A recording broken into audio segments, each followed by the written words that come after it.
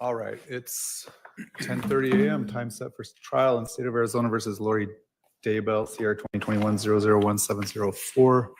The parties are present, jury's not present. Are we ready to bring in the jury? Yes, Your Honor. Defense ready to bring in the jury? Yes, Your Honor. All right, go ahead.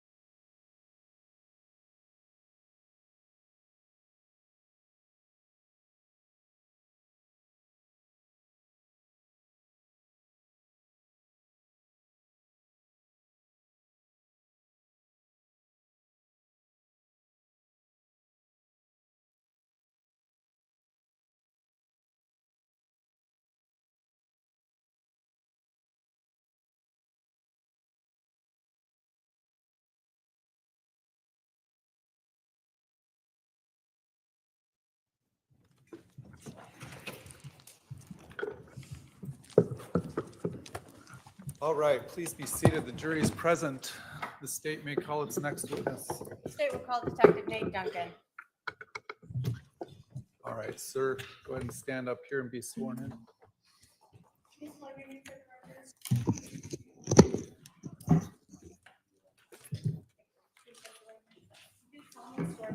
And you're about to hear the truth, the truth, the whole truth, and that this will help you God.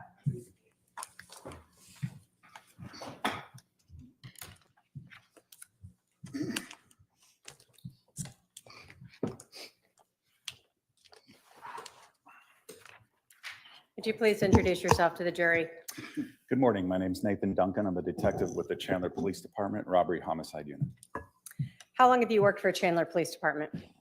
Well, I'm 2 months shy of 25 years. Can you tell us the different areas you have worked? After graduating from the academy in September of 2000, I went into the patrol unit, as the patrol unit, for about three and a half years. I then left there and became a detective, working for approximately the next 11 years in our property crime section. And in the last 10 plus years, have been working in the robbery homicide unit. In your career, have you been asked to write search warrants to obtain and review cell phone records? I have. In your career, have you been asked to write and obtain search warrants for iCloud records? Yes, I have. And in your career, have you been asked to basically write search warrants for all different types of social media and digital media? Yes. On July 11th of 2019, were you working that day? I was. And what were your hours at that time? During that time, so weekdays, days, and I believe at the time I was on a Tuesday through Friday schedule, 10-hour shifts. So on Thursday, July 11th of 2019, did you learn of a shooting at 5531 South Four Peaks Place in Chandler? I did. How did you learn about it? I actually had learned by listening to the radio. I heard the call kick out and of the shooting at the Four Peaks location. And then soon after that, received a phone call to assist detectives at that location. When you arrived at the scene, can you describe for us what you saw? Yes, I believe I parked to the west of the location. When I arrived, I saw crime scene tape had already been placed. There were emergency vehicles such as fire vehicles and police present already. I then walked towards the front of the house where other detectives had gathered and spoke with them regarding the case, and then we were given tasks. When you arrived, was Alex Cox still on scene or did you see him? I did see him from a distance. He was seated on the sidewalk. I did not get close to him and did not know who he was at the time. When you arrived, do you know if Lori Vallow was there? I never saw her. When you arrived and you said you met with other detectives, were you given an assignment or task to do? I was. What was that?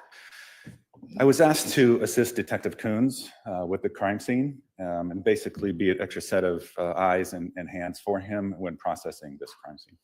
Okay. So you're with Detective Coons. Was there also anyone else assisting you?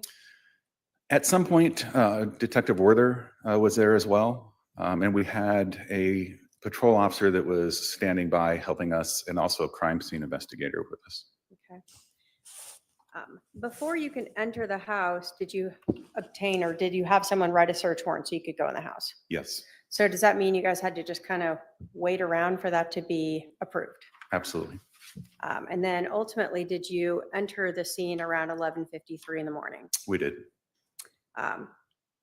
When you were helping to process this scene, you were not the case agent, right? No, I was not. Were you aware of the time of the 911, when the 911 call was placed? I was aware at the time, at that particular moment. No, I was not. Is that something you learned later? Yes, Did you include that in your report at some point? I did. Did you get the time correct in your report? I did not. Have you since verified through listening to the 911 call and looking at the CAD report of the time of that 911 call? Yes, the correct time on the 911 call is 8:36 hours that I noticed through the 911 call and CAD in reviewing for this. Then I did notice that in my supplemental report, I noted the wrong time of 8:32. Were you aware of who made the 911 call? I was. And who was that? Alex Cox. So when you are finally allowed to enter the home, can you tell us what you observed when you first walked in? Well, prior to walking in, we had a crime scene technician go through and take overall photographs of the entire residence. After that, we utilized the Lizard Q system to take additional photographs. Once that was complete, then we made entry in to make our own observations. The front door faces to the west of this home, and as you enter, there's a small foyer. Blue is white and black checkered flooring, and then you step into what I refer to as a great room that had no furnishings. There was a mirror on the north wall, a large picture window on the east wall, a mirror on the south wall, and a mirror on the west wall. I noticed the body of the deceased, later identified as Charles Vallow, laying on the western portion of the room. He was in what we call the supine position, with his head to the north and his feet to the south, and his arms on each side of his body. When you saw Charles Vallow, did he appear to be fit? Yes, When you went into the scene, did you notice a lot of blood around the scene? we did not. When you were looking at Charles Vallow, you told us that his hands were each to his sides, correct? Correct. Did you notice any blood on his left hand? I did. Where did you notice that? I noticed some blood in the webbing, we call the webbing of Charles's left hand.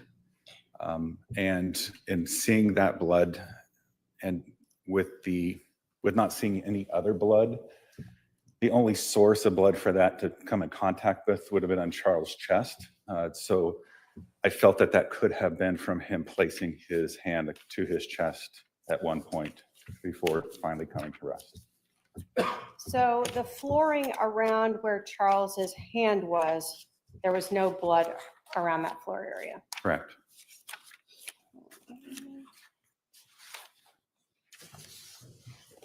I'm going to put up, if I can have the Elmo, Exhibit 40.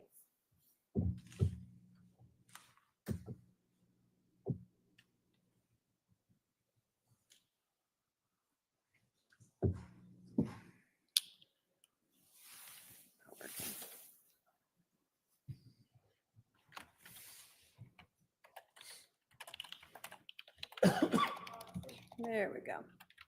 All right, so what we see here in Exhibit 40, when you arrived, fire had already gone in, done whatever treatment, and removed themselves from the residence, right? Yes, So you can still see some of their equipment attached to Charles, correct? correct. And then what we're looking at here is his left hand. Yeah, his left hand on top of his left thumb and on the side of his left index finger. And I'm putting 41 up. Is that what you observed? Yes, So even around Mr. Vallow, did you notice a lot of pooling of blood around him? I did not.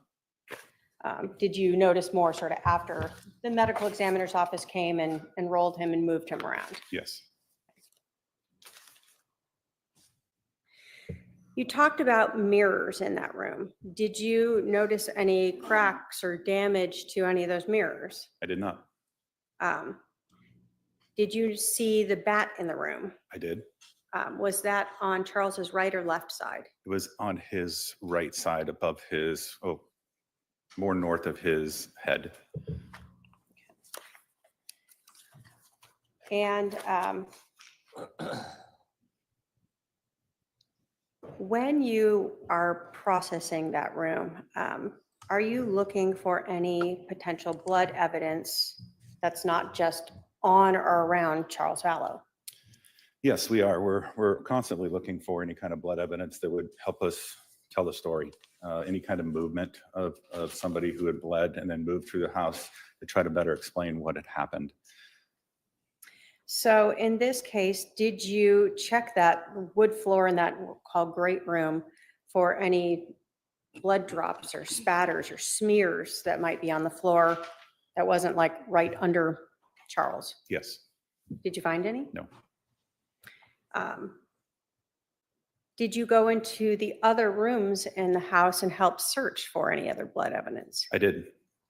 And did you note any blood drops or smears or anything else on the flooring or walls in any other rooms? Not on the flooring or walls. The only other location of blood that was present would have been on the faucet of the kitchen sink. And that was that small drop right on the faucet itself?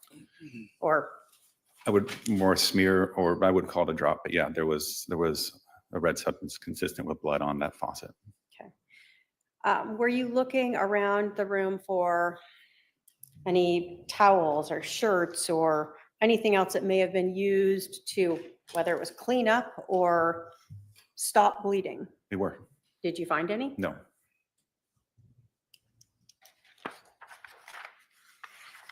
At some point, as you are going through the scene, did you go into what I'm going to call the pink room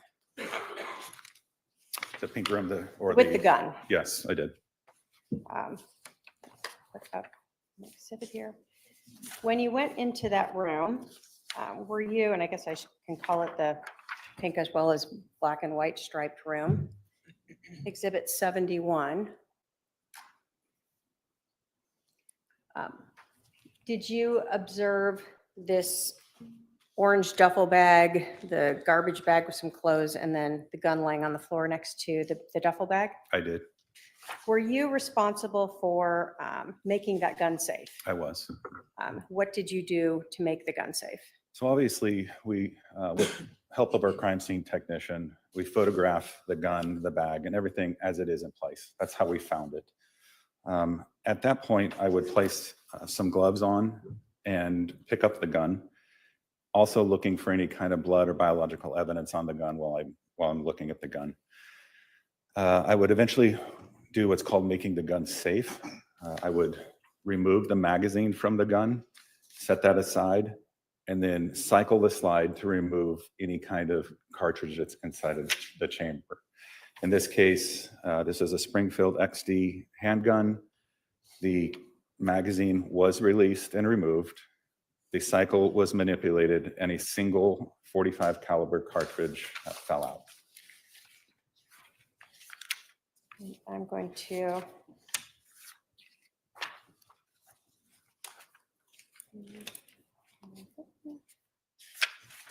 put up a couple. We see in 78 is sort of that your hand holding the magazine that you removed. It is. And then 86 is that your hand with the single casing. Yes, it is. When you were going through this evidence, was there inside that orange bag that we see in Exhibit 82 a gun case? Yes, Did that gun case have any locks on it? it did not. It's just plastic clasps to hold it closed? Correct.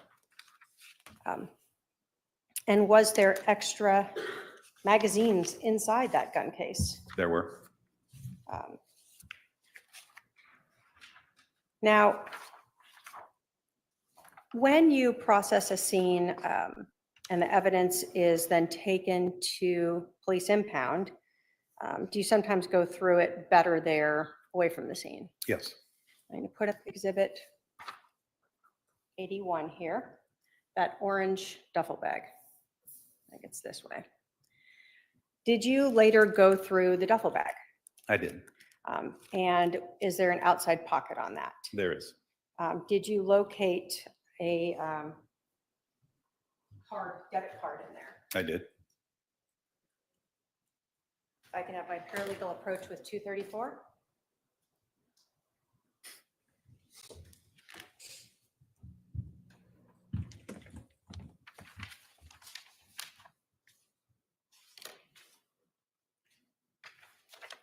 Do you recognize Exhibit 234? I do.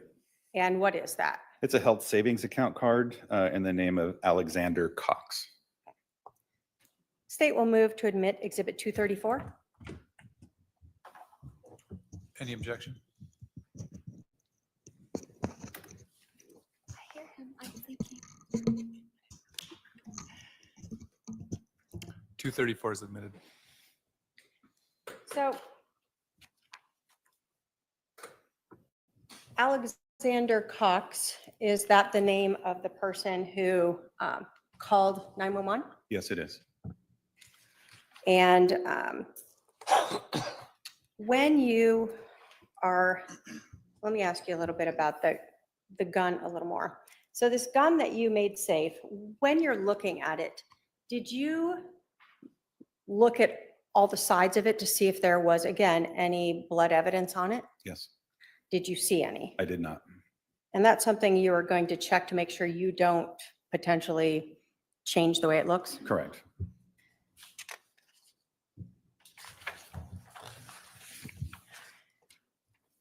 Did you know when you went in to process the scene that Alex Cox had an injury to the back of his head? I don't know. When I went in, no, I did not. Did you learn at some point that he did? Yes. Knowing that he had an injury to his head, did that play in? Well, let me ask you, when did you learn that? I believe it was during the investigation. We learned that Alex had sustained an injury to his head. So with that, made us more aware of potential other blood evidence, and that's why we were looking for that. Okay. So is that why one of the reasons why you're looking on this gun to see if there was any blood transferred from him potentially touching his injury and manipulating the gun at some point? Yes, from our understanding, there was some sort of assault with this, or assault with a bat, and then Alex then retrieved to the bedroom to get the gun. So our understanding is if you get hit with a bat and you're bleeding, that you would hopefully bring some sort of blood evidence onto the gun, and then what happens after, there's more blood evidence as well. So you would have documented that and then made sure it was collected if you'd seen that. Absolutely. But here we photographed the gun without any blood evidence on it. Yes. Do you also, when you obtain a gun, look at the serial number? Yes. Why is that relevant? We want to know who it returns to, who owns that gun. And did you determine who owned that gun? We did. Who owned the gun, the Exhibit 247, that Springfield? Alex Cox. Now, at some point, we've heard the medical examiner came to remove Charles Vallow's body, correct? Yes, And were you present when that happened? I was. And did you and the others that were processing the scene clean up the blood on the floor that had been left underneath him? I did. And when you were cleaning up the blood, did you notice anything on the floor that stood out to you where he had been located? Yes, I did. What did you notice? When cleaning up the blood, I immediately noticed a defect in the floor consistent with a bullet strike that would have been close to or right on this area where the exit wound would have been on Charles' left shoulder. So you had seen the floor and been processing that room while Charles was laying there, correct? Right. And once his body was removed, there's a pool of blood underneath where he was. Correct. And in that area, I'm going to put up Exhibit 60, is where you then observed that bullet strike. That is correct. I'm going to put up a little bit further back of one. Hold on. Let me put up 56.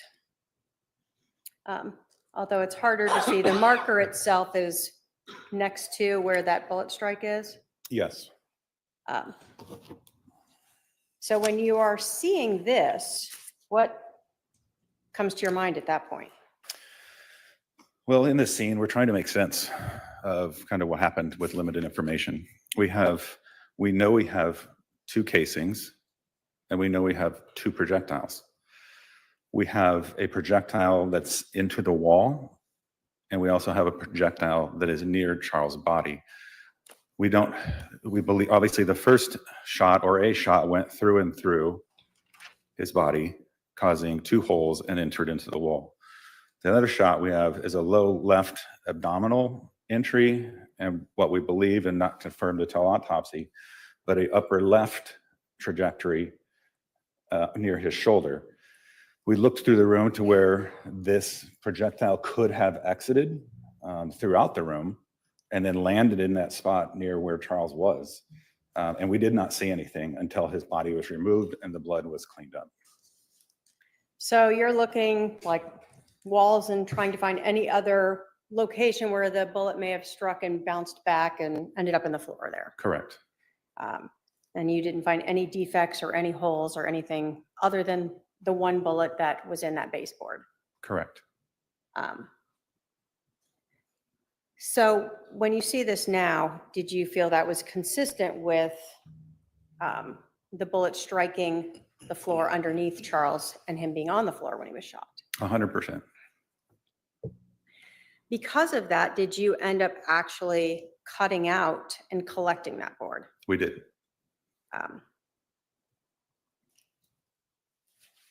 And then you said that you were wanting to know if that was confirmed during an autopsy, correct? Yes, Did you attend the autopsy? I did not. During this initial investigation on July 11th of 2019, did you ever search Charles Vallow's rental car? I did not. So Lori Vallow had his car all day and nobody looked inside of it. To the best of my knowledge, yes. Initially, as a person who was just working the scene with Detective Kuntz, did that sort of end your investigation or your involvement for at least July 11th? Yes. What was your next involvement in this case? My next involvement had some prior to June of 2020. June of 2020 is when I was assigned the status of case agent in this case. Prior to that, I did help Detective Moffat with analyzing and just sorting through iCloud phone records and other data for him. So we have heard about cell phones that had been extracted from retired Detective McDonald. That was Charles Vallow's cell phone. So was Yes. that one item of evidence that had been collected? Yes, Did you review any of that extracted data? yes, I did. Did those extractions include things from emails, Yes, text messages, yes, sort of anything you might expect to see on anyone's smartphone? correct. When you are looking through this, did you look through both Charles' iPhone extraction and later some iCloud account extractions? I did. What are iClouds? The best way to describe an iCloud is it's cloud storage for Apple products. If you have a MacBook or a phone or a Mac computer and you use an iCloud email address, and then the information from all of those would be stored under one iCloud account. So someone can intentionally store things there?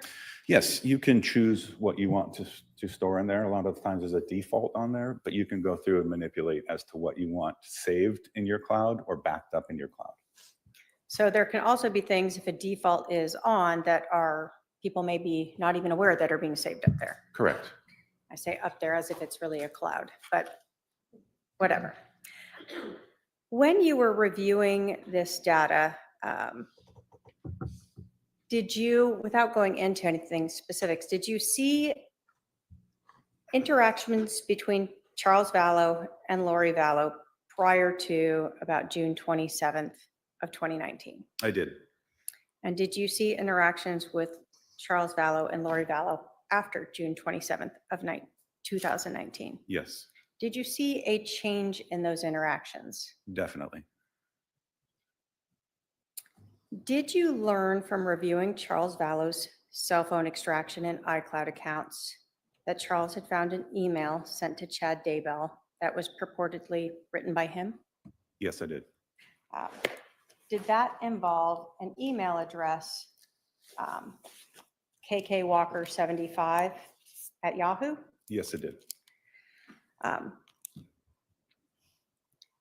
Did Charles Vallow in fact save a copy of that email into his account? Yes, he did.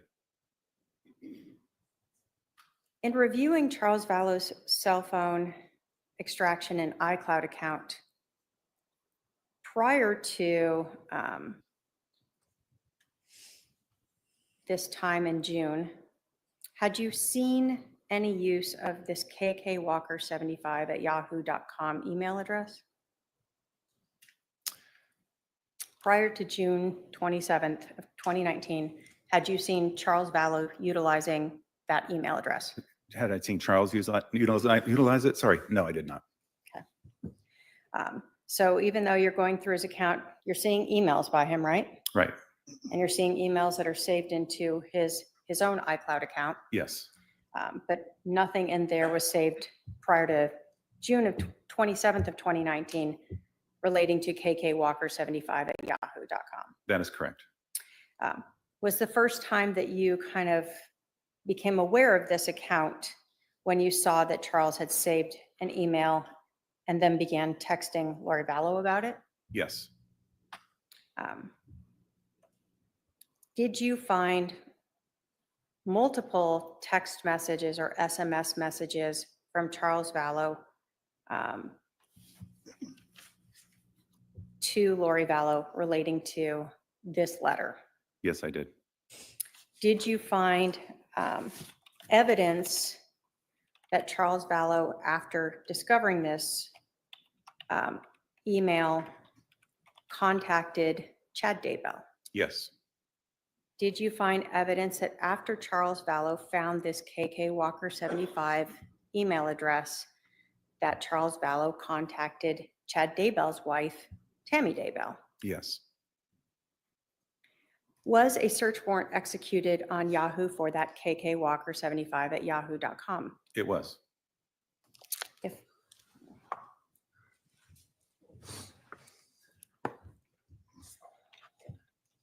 I can have my paralegal approach with 289.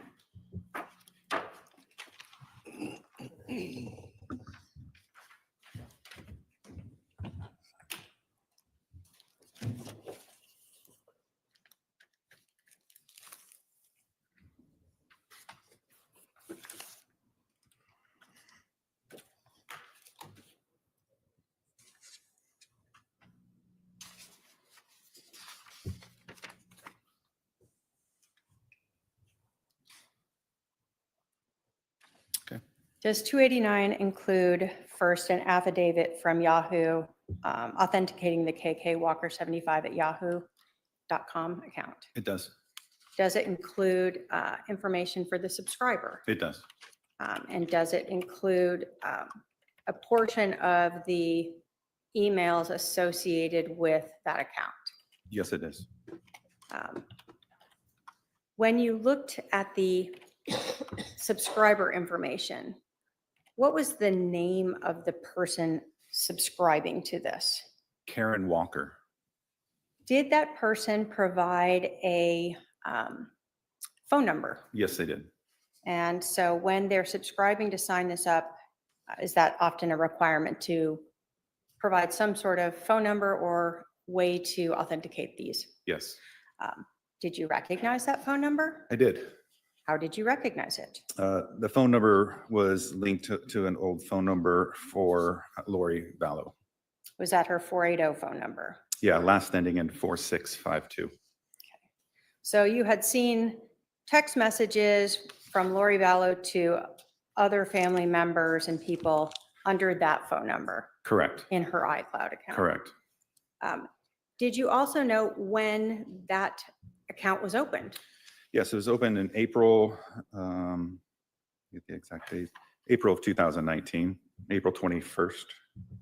April 21st of 2019. Would that have been when Lori Vallow and Charles Vallow were now in Houston? Yes, Did you also note in the context itself reference to requesting Chad Daybell come out to Houston? I did. The state will move to admit 289 pursuant to 803 and 902. Any objection? Relevance, Your Honor. 289 submitted. If I may publish. Go ahead.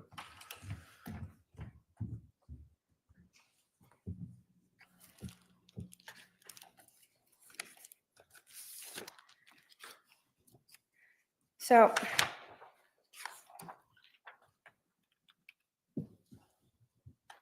zoom in a little closer for us. Is this the subscriber information that Yahoo sent? Let me first say, so they send you an authentication, correct? And then they sent you subscriber information. Is that what you were looking at, where you noted a phone number that you recognized as belonging to Lori Vallow? Yes, And again, this shows when the account was created on Sunday, April 21st. yes, But the name associated was Karen Walker. correct. Were you provided with a timeline of when this account was used? I was. So April 21st through June 26th. Yes, In looking at Charles Vallow's iCloud account and cell phone extraction, was this right before he discovered that email? yes, Now, some of the emails that were sent starting sort of April 21st were to Brother Daybell, to Chad Daybell. yes, And we see up here to Chad Daybell, correct? correct. And then we see the date of Sunday, April 21st of Correct. 2019. Yes, And so in this email, do we see that Karen is inviting Brother Daybell to Houston? yes,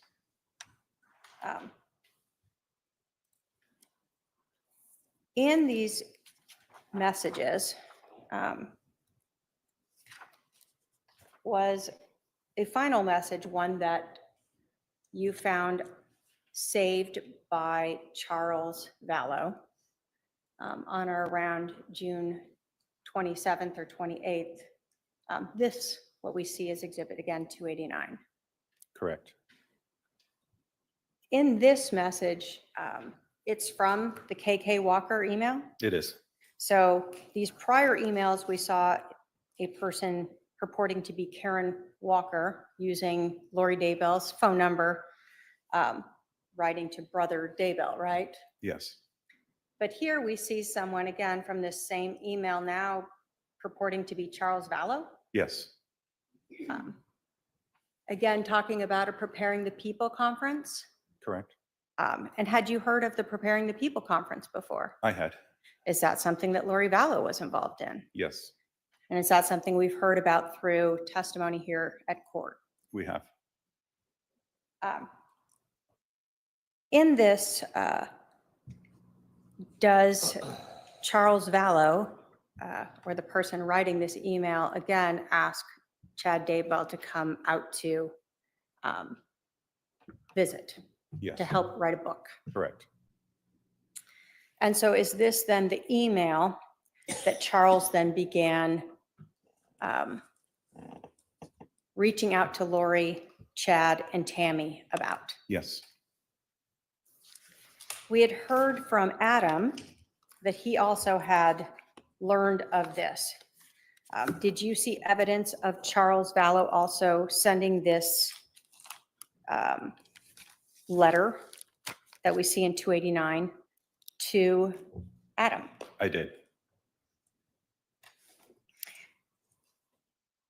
Based upon your review of the case and the dates on here, did Charles Vallow begin confronting Lori Vallow and Chad Daybell about the affair less than 2 weeks before he was killed? He did. And did you in fact see emails that Charles Vallow sent to Chad Daybell on June 29th and 30th? I did. And did you in fact see emails that Charles Vallow sent to Tammy Daybell on June 29th and June 30th of 2019? I did.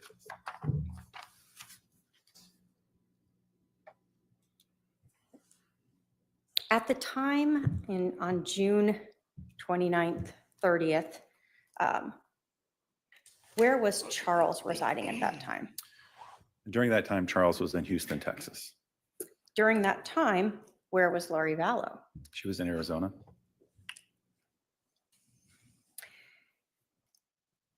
We have this timeline where Charles Vallow begins reaching out to Lori and Chad's wife about this affair.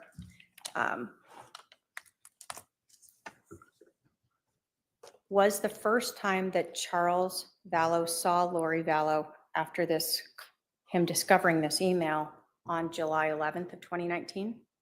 I believe so. There was a scheduled trip around the 4th of July, but was canceled. So the next time they would have seen each other would have been the July 11th. So based upon your review of SMS messages, iCloud accounts, did Charles help Lori move here to Arizona about a week before this email? Yes. So he had seen her prior to learning about this, Correct. and then when he came out here to see JJ. Yes. When you were reviewing, well, let me ask you this. Were search warrants executed to obtain not only Charles Vallow's iCloud accounts, but Lori Vallow's iCloud accounts? Yes, they were. Were there two different iCloud accounts that were, that search warrants were executed on? Yes, Was one of them Lori for Style at iCloud.com? it was. And was the other one Lolly Time at iCloud.com? It was. In reviewing those records, did you ever find evidence, screenshots of flights that Lori Vallow went to Idaho in March of 2019? I did. And did you ever find evidence, screenshots of flights that Chad Daybell and Lori Vallow flew back to Arizona together on March 19th of 2019? Now, We heard from Adam Cox last week. And he testified about text messages and interactions that he and Charles had leading up to July 11th. When you were going through the extractions of Charles Vallow's phone, did you see text messages between Charles Vallow and Adam Cox? Yes. And did those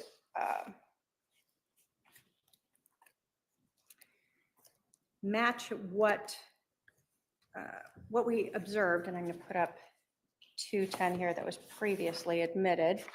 Were these the messages that were previously admitted, Exhibit 210, the same ones you saw in Charles Vallow's phone? Yes, they are. Okay. When you were reviewing the text messages or SMS messages for July 11th of 2019, do phones and the extractions advise when a message is received as well as when it's read? It would show that, yes, in the Cellbrite report. Yes. Okay. So, for instance, we see here a time and a read, correct? Correct. So when a message is incoming, it'll show when it's read. Correct. Obviously, when it's outgoing, we don't have that, correct? Right. So as you were looking at those messages on the cell phone extraction, did you see as Charles is arriving, he's sending messages to Adam? Yes, that's correct.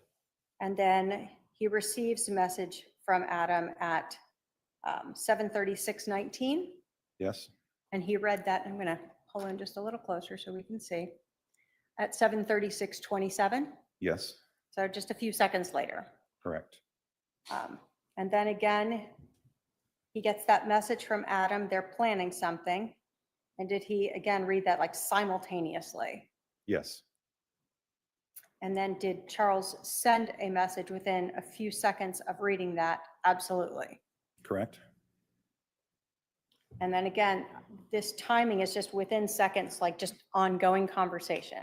Yes. Do we see that just a few seconds later, Adam sends a message to Charles? I was supposed to spend the night at the house last night. She probably blocked that. Yes, I do. And then again, another 20 seconds later, Charles sends Adam a message. What you do is up to you. Yes.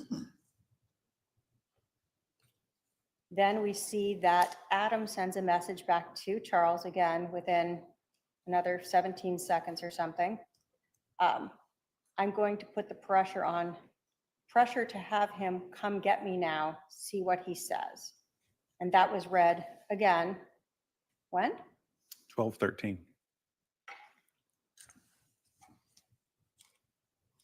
And again, did Adam send a second message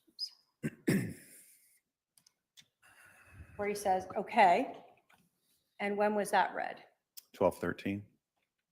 And then Adam sends another message now. So these first two were at 7:37:29 and 7:37:39. Yes. And those were not read like these other ones almost simultaneously, correct? Correct. So after Charles said, what you do is up to you, it doesn't appear that he is any longer reading those emails Correct. or text messages. I apologize. The last text message that Adam sent then at 7:49:34 was, me and Zach are going to the Stake Center tonight at 8 to play basketball. Holmes is always there, either playing ball or interviewing people. I will try to catch him to have a conversation with my old friend, right? Correct. When was that read? 12:13 as well. Is Charles Vallow alive at 12:13? He is not. So someone else is reading those. Yes. And this is coming from the extraction of Charles Vallow's phone. Correct.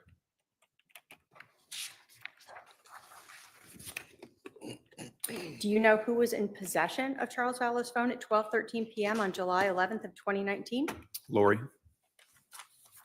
How do you know that? She told us, and she turned the phone back over to us later that afternoon.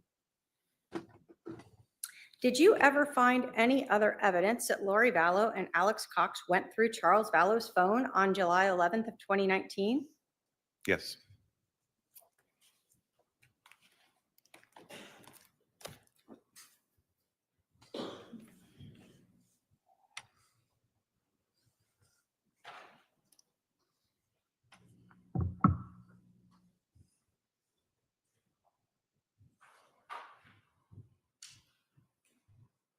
During this investigation, what we had already heard through Detective Werther, that a search warrant was executed on Alex Cox's Verizon cell phone, 480-351-9120. And were you familiar with those records? I am. As part of the records that Verizon sent, and this is Exhibit 222 that has previously been admitted, did Verizon provide subscriber information? Yes. And that came back to Alex Cox. Correct. Did Verizon provide phone calls, Yes. cell phone data, Yes. cell tower data? Yes. And did they also provide some images that were saved by Verizon for associated with this phone number for Alex Cox? They did. Is that something that is with every carrier? No, it's hit or miss as to whether you get them or not. Some carriers save them for longer, some save for shorter periods of time. Some don't save them at all. Were these images, did the images themselves have any type of time date stamp on them? The image, other than itself, it's an image of a phone with a time in the corner of the phone. Okay. And it, So let me put up, I'm going to put up some of these images that were from this. So many of us talk about a screenshot, right? Is this a screenshot? no, Why not? How do we know it's not? because obviously in this case, you can actually see the entire phone, and you also have a counter in the background. So in this image that Verizon sent, it's showing an actual phone. Have you seen Charles Vallow's phone? Yes. Did it look like the same shape as his phone? Yes. We see a time of 2:13 p.m., correct? Correct. When you were going through Charles Vallow's phone itself and the extraction, did you see this message between Charles Vallow and Adam Cox? I did. Did in fact Charles place the flight or book a flight for Adam Cox to come to Phoenix? He did. Was there another image showing a closer up of the portion of that call with the flight information for Adam Cox? Yes. And did it also include a screenshot where Adam talks about going to see Lori at her house and having a talk with her and keeping his phone on record? Yes. And were these all messages, text messages between Adam and Charles that you found on the extraction report? They are. And these are images that were saved by Verizon associated to Alex Cox's phone? Yes. So the Chandler Police Department had Charles's phone back in their possession by 3 or so in the afternoon of July 11th, correct? Yes. And it's been in Chandler Police Department's possession, It has. and yet the Verizon records for Alex Cox show photographs of Charles's phone and those conversations between Charles and Adam. Yes.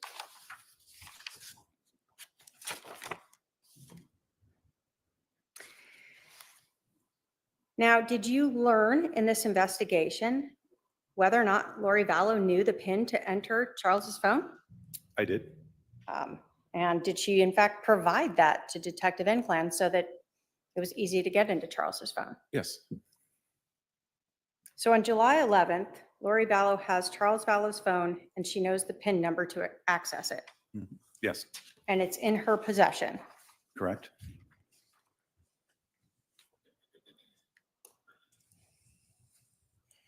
Did you ever find evidence that Alex Cox sent those photos of Charles Vallow's phone showing Adam's flight reservations to Lori Vallow on July 13th of 2019? I did. Again, we're talking about those iCloud accounts. Did you find that when you were reviewing the lollytime@icloud.com account information? Yes.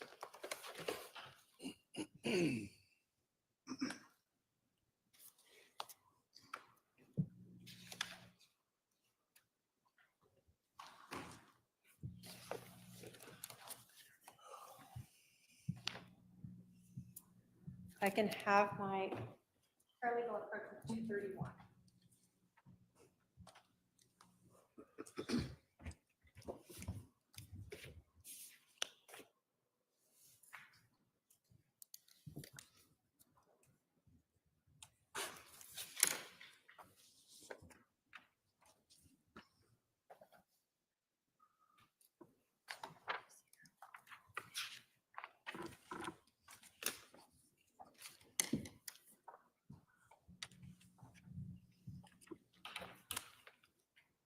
I apologize. I should have also given you 226 as well.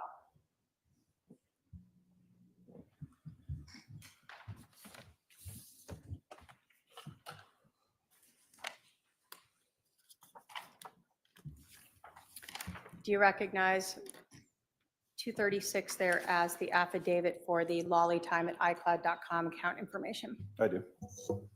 When you were investigating this case and you obtained a search warrant for the lollytime@icloud account, how did you authenticate or know that those records were related to Lori Vallow? So first and foremost, the account lists her phone number in the 956, ending in 9562, associating that number with the account. Secondly, you can go through the content of the account and you see contacts familiar to Lori. You see text messages where she's texting and people are calling her by her name of Lori. You also have photographs and videos on the account that could all associate that account to Lori. Did that lollytime@icloud account even include photographs of Lori Vallow and Chad Daybell's wedding? I did.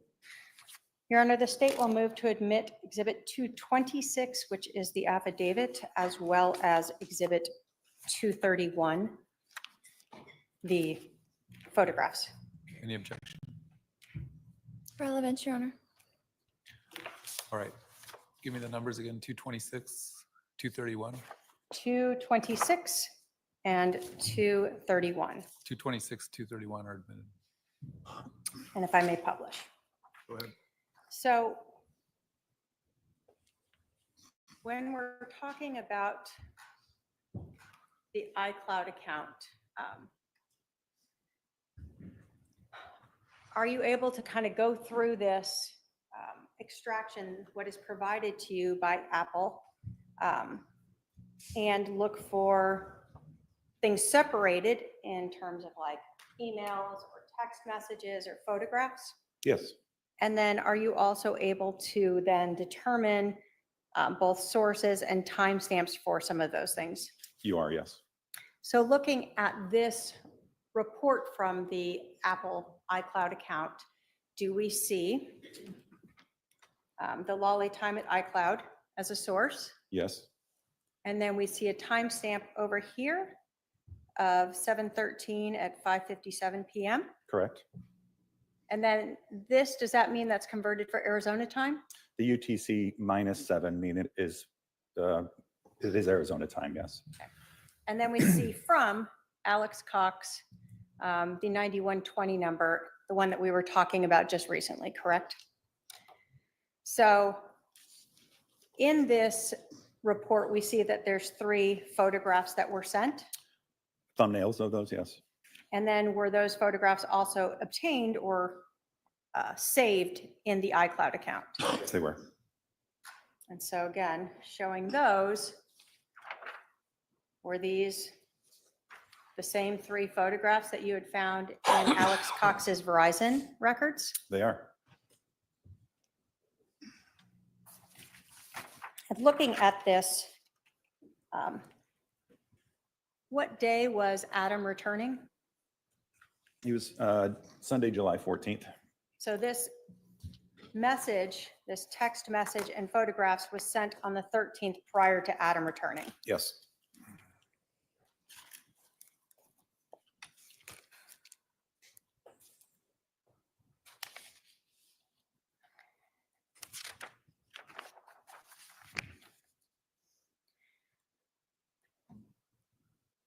Now, I want to talk to you a little bit about that timeline and what you understood when we start including all this information in.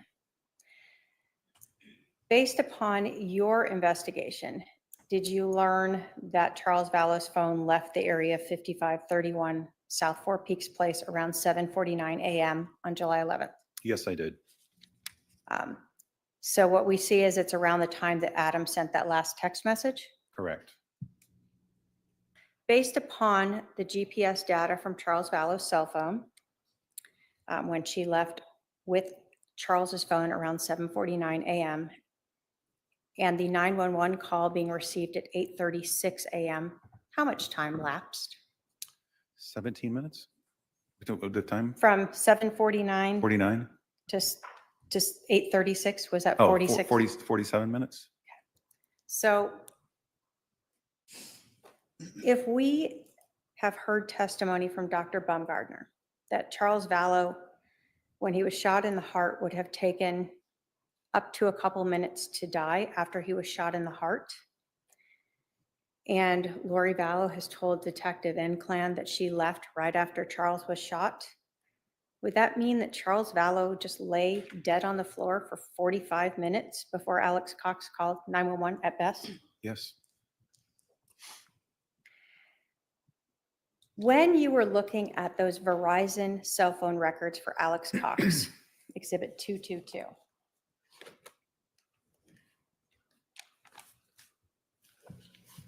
did you look at when and to whom Alex Cox called?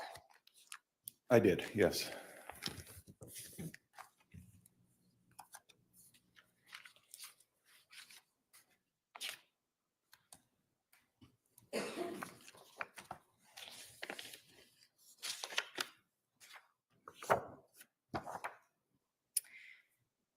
Now, when you are looking at cell phone records, do they often include sort of dates and times of phone numbers, phone calls, durations, and those sorts of things? Yes.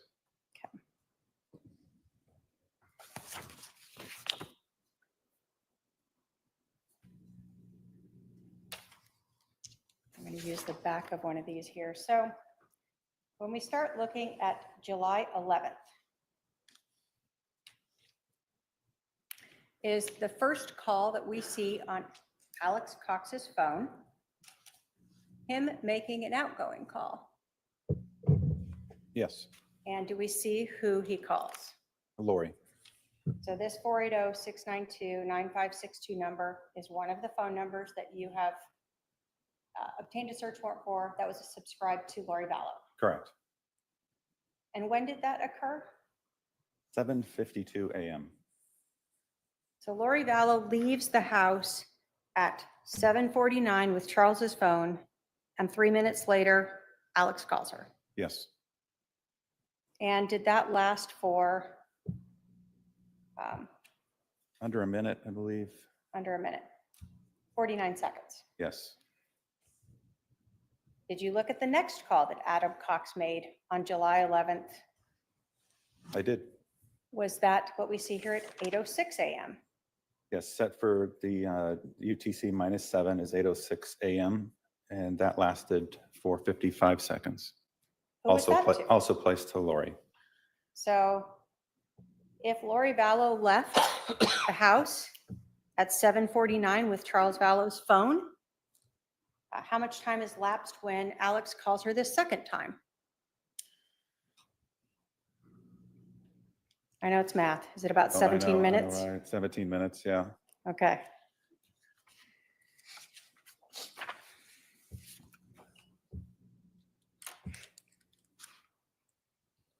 And actually, I think so at this point, has Alex called 911 yet at 8:06 a.m.? At 8:06, he has not, no. So at 8:06, Alex Cox calls Lori a second time, and Charles Vallow has now been laying on the floor for at least dead for at least 17 minutes. Correct.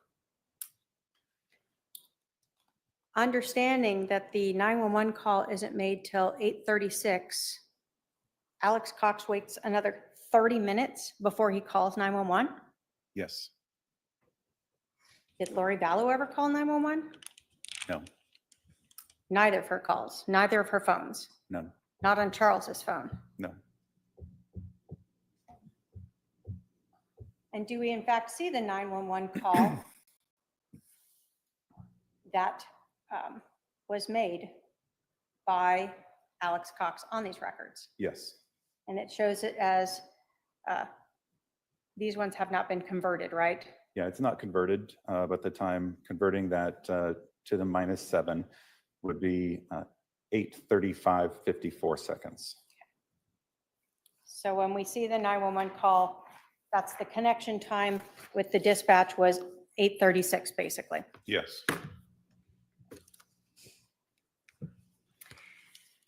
So we knew from Charles Vallow's phone and from body cam that Lori Vallow returns to 5531 South Four Peaks at about 8:48 a.m., correct? Yes.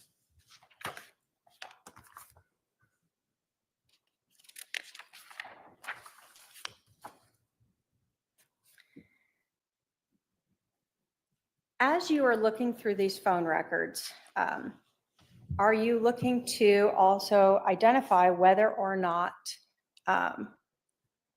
what people are saying matches what we'll call the digital, the unchangeable evidence? Yeah. So you were present when Adam Cox testified, correct? Correct. And do you recall him testifying that he called his brother Alex on July 9th to see if he could stay with him? Yes. Did you look to see if Alex Cox records show if Adam called him? I did. So if we looked at Exhibit 222, those Verizon records for Adam Cox, would we see on July 9th at 13:21 hours that Adam called Alex? Correct. Did that call last over 20 minutes? It did. Did you also hear Adam testify that he tried to reach Alex when he got to Phoenix on July 10th? Yes. And again, if we looked at Exhibit 222, Alex Cox's Verizon records, did you see any attempts by Adam to reach his brother Alex? I did. Did you see a call on July 10th at 3:22 p.m.? Yes. Did that not connect? There was no conversation time. Correct. Did you see a text message from Adam to Alex on Alex's records, Exhibit 222, at 3:23 p.m. on July 10th? Yes. Now, these records did not have the context of that, correct? Correct. But you can see that Adam sent a text message to his brother Alex. Yes. Did you see Alex ever call or text back his brother Adam? Never.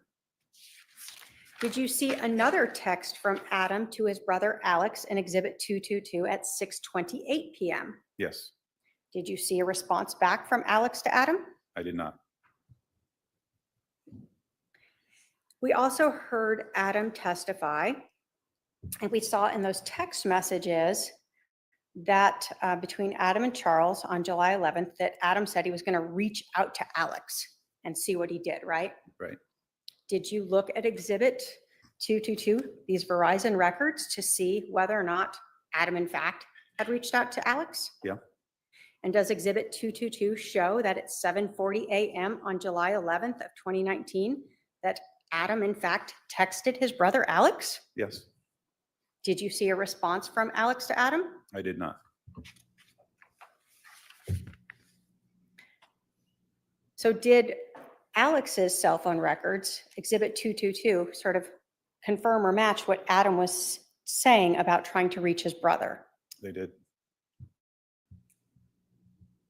When you were going through the extraction of Charles Vallow's cell phone, Did you ever find a copy of a lease agreement for 5531 South Four Peaks? I did.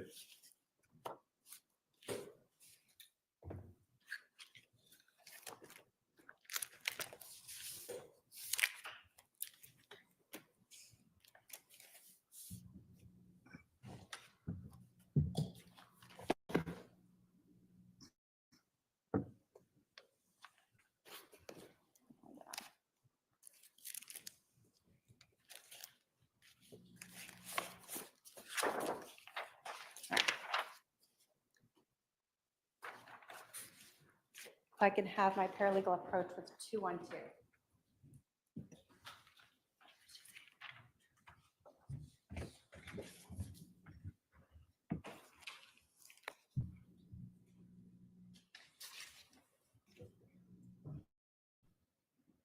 Okay, Do you recognize Exhibit 212? I do.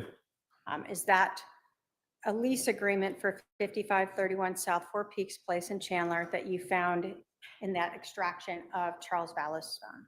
It is. If I could have that back.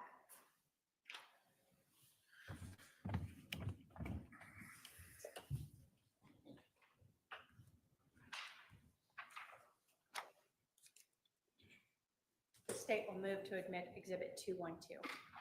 Any objection?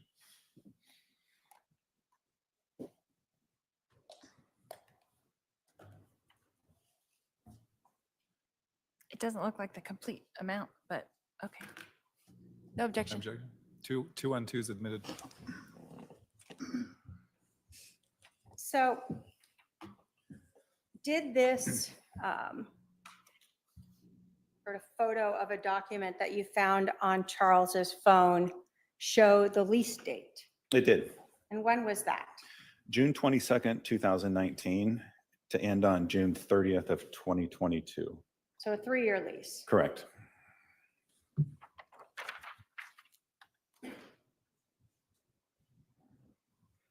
Based upon your investigation, speaking with people as well as just going through Charles Vallow's iCloud account, his cell phone, where was Charles Vallow living in June and July of 2019? In Houston.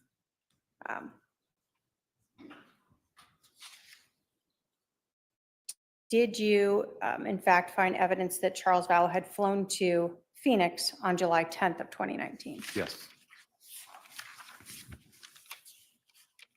So we had talked a little earlier that in addition to the Lolly Time account, that there was a Lori for Style iCloud account, correct? Yes.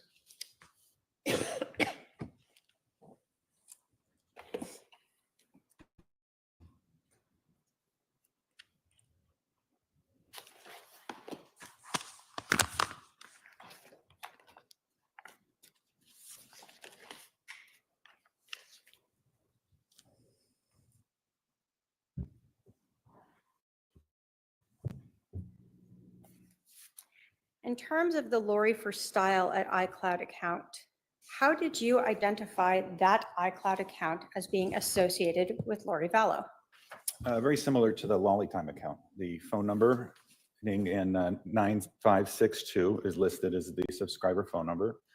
Also, the content of the phone, looking at photographs, videos, and communication with others.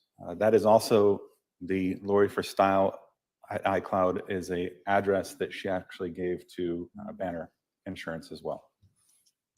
Do we see in the Lori for Style 2 different phone numbers, both the 808-755-5452 and the 480-692-9562 number assigned to that subscriber? You do. If I can have my paralegal approach with 224 and 225.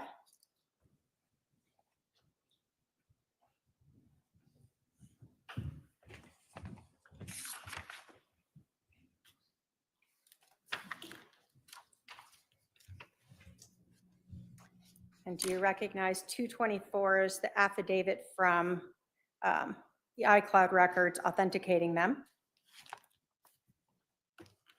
Yes. And is 225 some of the SMS or text messages that were saved in the Lori Forstyle at iCloud.com records? Yes, they are. State will move to admit 224 through 225. Oh, 224 and 225, sorry. 224 and 225 are admitted.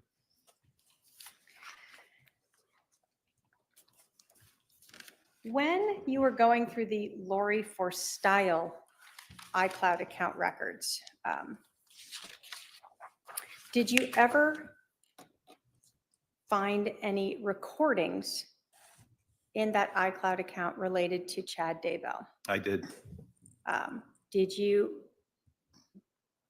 find a recording from November 17th of 2018 of Chad Daybell in Arizona? Yes, it was him speaking at a preparing of people event. And have we heard testimony from witnesses who attended a Preparing the People conference here in November of 2018? Yes. In the Lori Forstyle at iCloud account, did you find text message or SMS messages saved between Lori Vallow and her brother Alex Cox? Yes. When you were looking through these records, had you become aware of the name Ned? Yes. What was the relevance of that name in your investigation? Through this investigation, we had learned that Ned was the name of a dark spirit that had taken over Charles' body. And so in knowing this, I went through these records looking for a mention of Ned and to the reference and how it was used. And was this, when we talk about the dark spirit, is this something that through your investigation, as we've heard in court, was a name that Lori had associated or given to Charles Vallow? Yes. In Exhibit 225, are these messages in the Lori Forstyle iCloud account between Lori Vallow and her brother Alex Cox, where they're talking about Ned? Yes, they are. Was the first time that you found that reference to Ned from February 15th of 2019 from Alex Cox to Lori Vallow? Yes, it is. And is that where we see Alex saying that Ned was at the temple yesterday looking for you? He thinks you are staying with me. Correct. And so again, we see the source is the Lori Forstyle, correct? Yes. And we see this is Lori Vallow's iCloud account, correct? And that's the number that we have associated with her with T-Mobile? Yes. And then Alex Cox's Verizon record. Correct. During your investigation on February 15th of 2019, is this the time period where Lori Vallow had disappeared and was no longer in contact with Charles Vallow? Yes. Is this the time period where Charles had JJ by himself? Yes. And do we see then Lori Vallow saying, that's good that he is so off, I guess? Yes.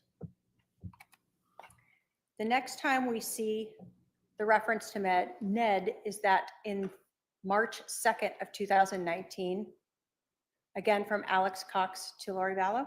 Yes. And does he advise, Ned just came by and Tylee unleashed on him. He came to my house and he went to Summers first. He ran up in a rental car. Correct. So again, your understanding is from this investigation, from testimony at court, that Ned was Charles. Yes. Now, again, we talk about, there was a time period when Lori is both, we've heard, in Hawaii and in Idaho, correct? Correct. Do we also see Alex trying to get Lori Vallow's new address? Yes. And she gives him a lollytimeforever@gmail.com, correct? Correct. So that's another address that she had. Yes. Now we heard, again, Ned being associated to Charles, do we have a text message on March 26th of 2019 from Alex to Lori saying Ned is still alive, just confirmed? Correct? This next message, is that from Lori Vallow to Alex? Yes. And it says it's not Ned, right? Correct? So it's not even a he, it's. And then we have another message, it's a new one, Ned is gone. Correct. So is this around the time where we've heard of that girls' weekend, Yes. where they were trying to cast out the evil spirit in Charles? Correct.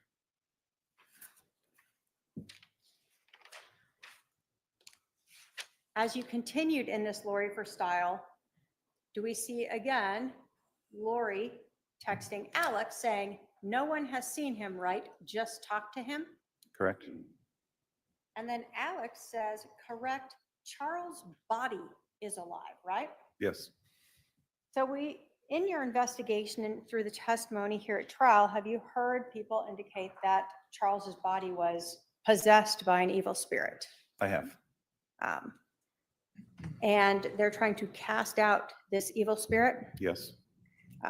So here we see that it's not Charles is alive, it's Charles's body's alive. Correct.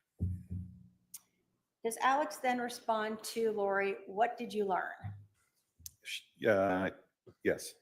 That one's from Alex to Lori. Correct. And then does she respond, a lot, still working on it, we'll call you later? That's correct. When you went through a lot of these records, did you see a lot of reference to telling people to call her? Yes. Obviously, we don't have those recordings, right? Correct. And so would you often see calls then in the phone records to match up with a request to call? Yes.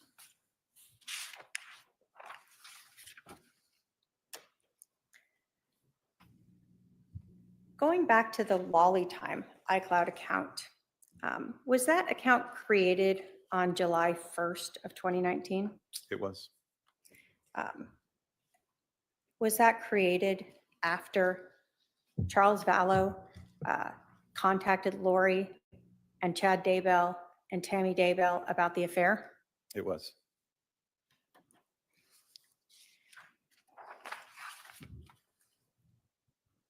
When you were going through those Lolly Time at iCloud account records, did you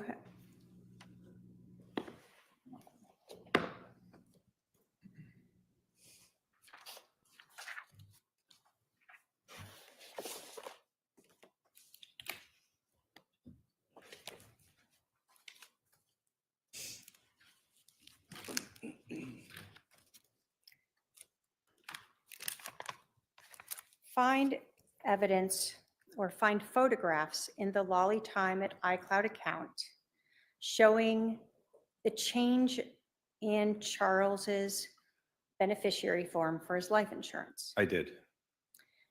Did you see both a photograph of a computer as well as of documents? Yes. Show defense 232.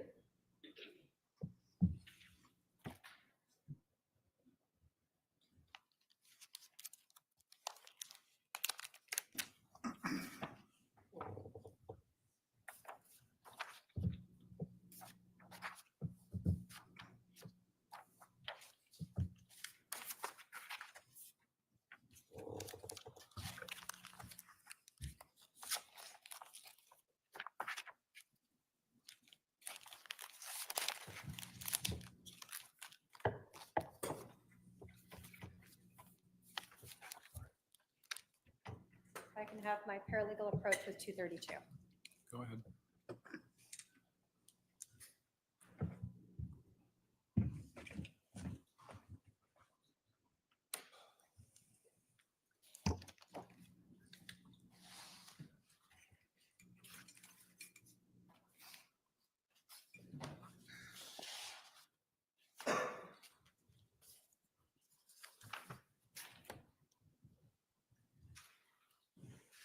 Do you recognize both the report and the photos that were obtained or part of the records for the lollytime@icloud.com account that was obtained through a search warrant by the police department? Yes. State would move to admit Exhibit 232. Any objection? No objection. 232 is admitted. And if I may publish.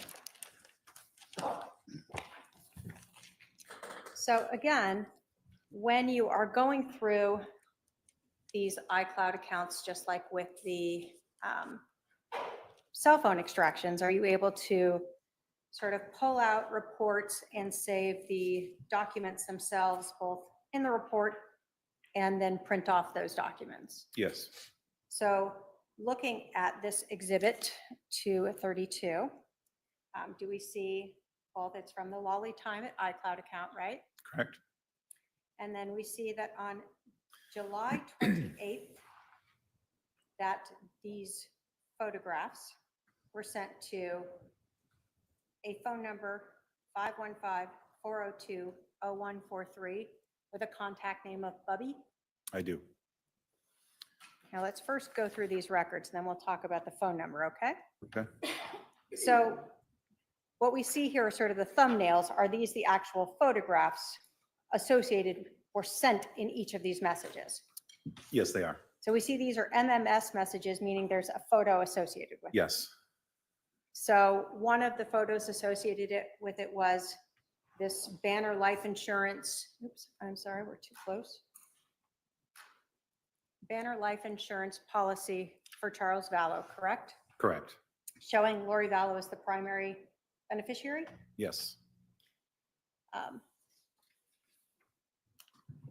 And then there was a photograph or of the document showing, again, $1 million policy, Yes. started in 2015. And the owner insured are Charles Vallow. Yes. Then was there a photo of a computer screen? There is. And were you able to tell, because you see sort of the icons that you would see at the bottom of a computer screen in this, Correct. and a little bit of a glare on it? And is this the designation form that was changed by Charles Vallow that we had talked about previously in court? Yes. And so this is a photograph of the computer showing that Charles Vallow, in fact, changed this to Ethel K. Woodcock. That is correct. So on July 28th, Lori Vallow is sending copies of this to someone she calls Bubby. Yes. Now, did you guys want to find out who Bubby was? Absolutely. Did you actually obtain a search warrant to get those phone records from AT&T for 515-402-0143? Yes, I did. I can have my paralegal approach with Exhibit 223.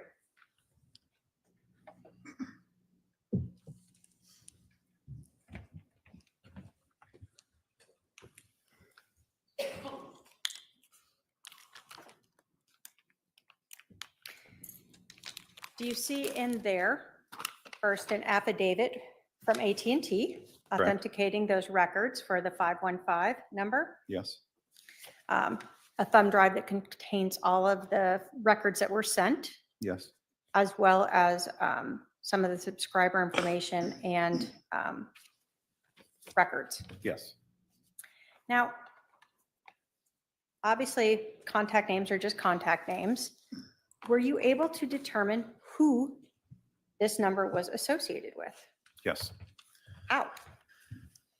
Once again, looking through the content of the messages that we saw via either photographs sending back and forth or just written content, this person was found to be Chad Daybell. In addition to that, we received an audio recording from a local business in which Chad contacted this business and listed this as his phone number.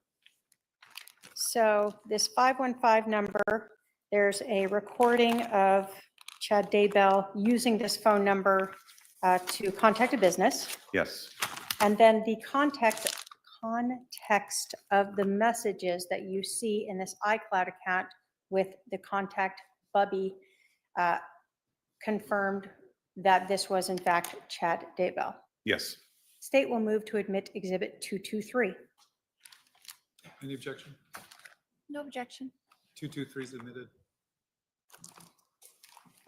So on July 28th of 2019, Lori Vallow is sending photographs of the life insurance policy, original and the change, to Chad Daybell.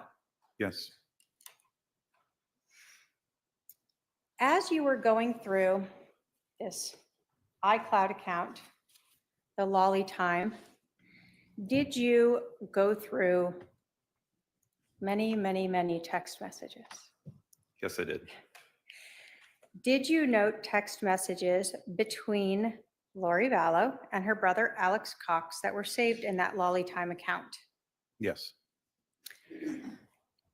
As you were going through those text messages, did you note Lori Vallow giving her brother the new address of 5531 South Four Peaks Place? I did. Did you see the messages leading up to July 11th? For instance, one on July 9th, talking about being like Nephi? I did. Did you see text messages between them even out to August 12th, where Lori Vallow talks about going to Social Security? Yes, And in these text messages, as you looked at these two conversing, did you see text messages talking about other people being Z's, just the letter, because of their association with Charles? yes, I'm going to show Defense Exhibit 227.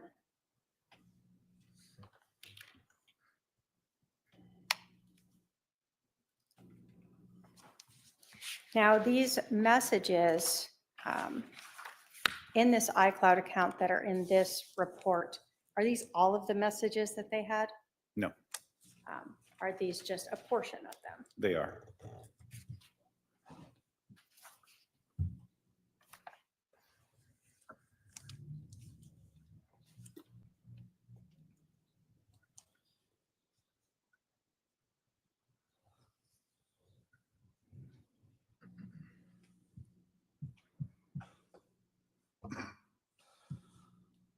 It's ready. Oh, I'm sorry. I'm done. And if I, oh, actually, can I have my paralegal approach with 227? Go ahead.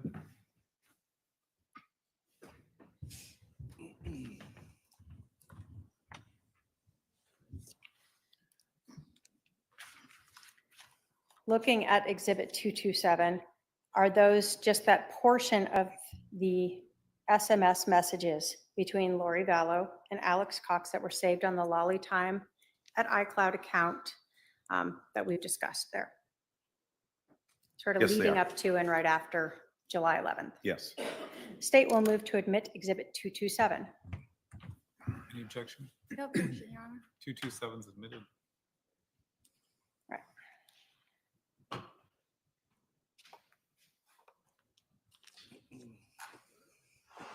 So let's go through these. So again, we're seeing SMS messages, and we're starting here on July 9th, correct? yeah, 3:05 PM. And these are from Lori Vallow. This starts the first one from Lori Vallow to Alex Cox. Yes, So we see Lori Vallow tell her brother that Mel is bringing Bodie over here for you now, so can you come? Correct? yes, So the 9th is the day that Charles and Adam are making their plane reservations. yes, And do we see that Alex tells Lori he'll be over in a bit? correct. And then as we continue on the 9th, we see Lori respond, perfect, thanks, right? Yes, And then Alex has to ask for her address, correct? yes, And so on the 9th, Lori Vallow provides her brother with the address she lives at, 5531 South Four Peaks, correct? correct.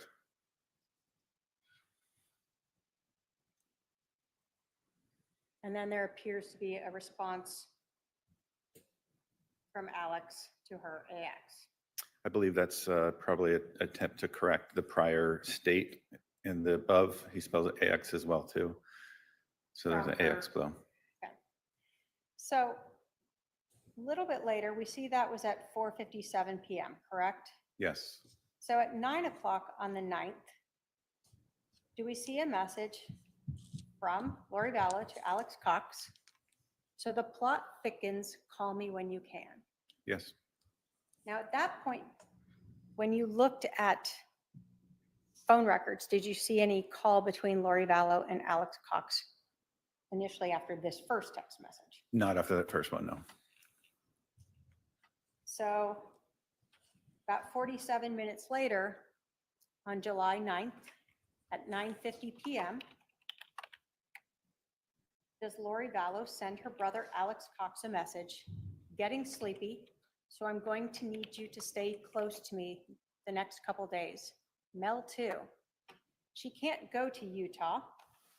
They are planking some kind of intervention, but want Mel out of the way, so I'm left alone. I need to come get the stuff at your house tomorrow and store it or secure it. Lots to do. Thank you for standing by me. It's all coming to a head this week. I will be like Nephi, I am told, and so will you. When you saw that message, did you ever check Alex Cox's cell phone records to determine whether or not there was a phone call after that? I did. Did you see that Alex Cox and Lori Vallow talked on July 9th at 21:56 hours? What time would that be? 9:56. So 6 minutes after this, for 56 minutes. Correct. So 6 minutes after this text message, Lori and her brother have almost an hour-long conversation. Yes. Now, in this message, when you were going through these records, did you recognize or learn who Nephi was? So in going through this particular message, I knew that Nephi was a figure in the Book of Mormon related to the Church of Jesus Christ of Latter-day Saints, but I didn't understand the significance. So I then did some research to find out who Nephi was. You were present in court when Adam testified, correct? Yes, And did his testimony about Nephi being told by the Holy Spirit to kill Laban and that this was a justified killing match with what you had learned when you researched it? yes, it did.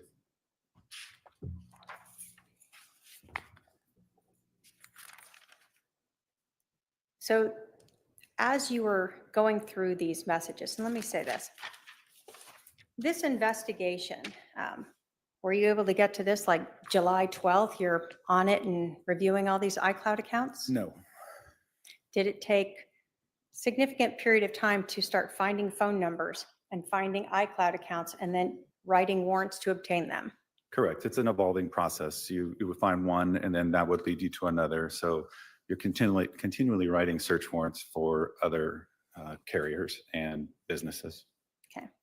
So when you're reviewing this now, you know the scene and you're understanding some of the case, but you're still putting pieces together. Right. Now, were you aware from looking at Charles's phone and the messages between Charles and Adam that they were talking about an intervention? Yes. So on July 9th, Adam and Charles were discussing an intervention, Correct. possibly recording Lori. Yes. And then what we see then at 9:50 at night is Lori telling her brother that they're planning an intervention. Yes. So the same day that Adam and Lori were, or that Adam and Charles were talking, Lori is already letting her brother know there's going to be an intervention. Correct, And they're trying to get her separate and alone for this. correct. And then there's that long phone call that we don't have recorded, correct? Yes. Judge, do you want me to keep going through these or break here? I do have a significant number Yeah, more. let's go ahead and take our lunch recess. Almost 12:05. I'll remind the jury to remember the admonition. We'll resume at 1:30 PM. All rise for the jurors.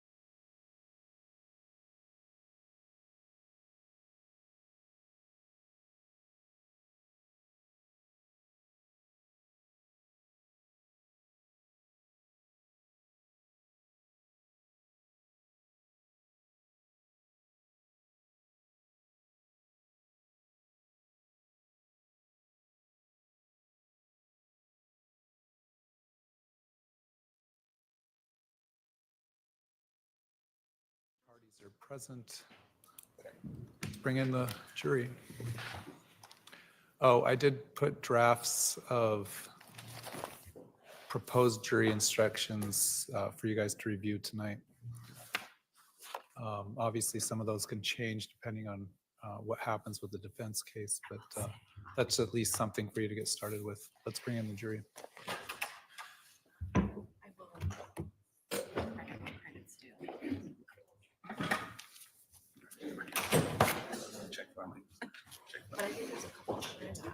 You can wait until they actually start coming.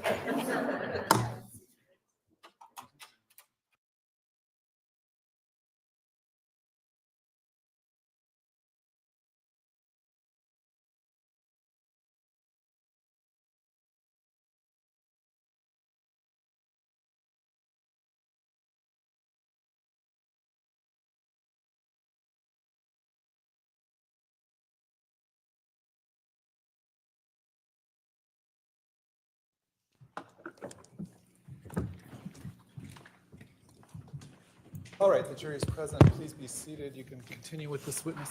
Can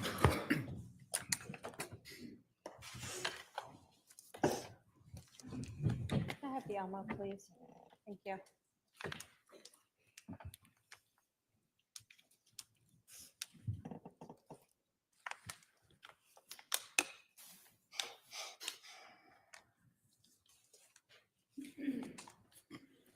That takes a minute to restart when it's shut down, so.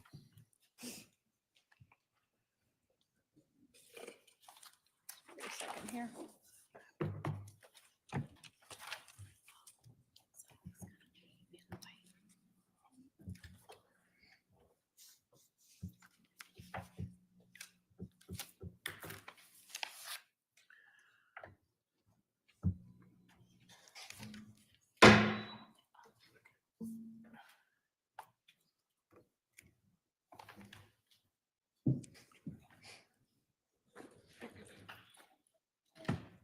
Should be kicking on. I know when it times itself out, it shuts down.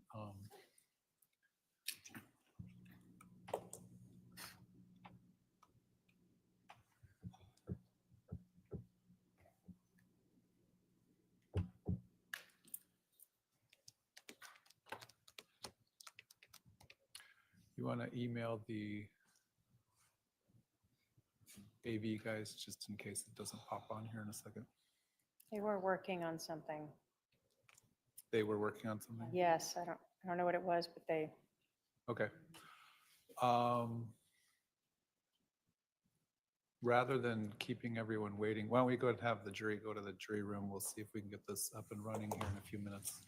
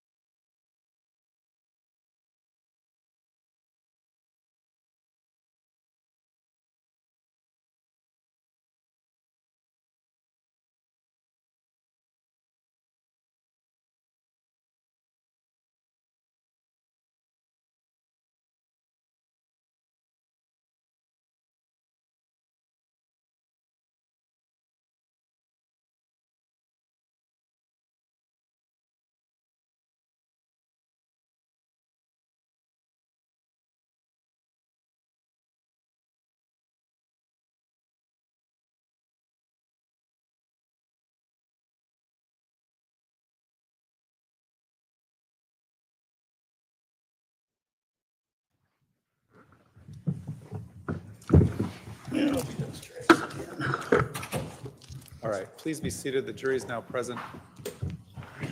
I'll ask the courtroom assistant to, can you delete the laptop portion of that?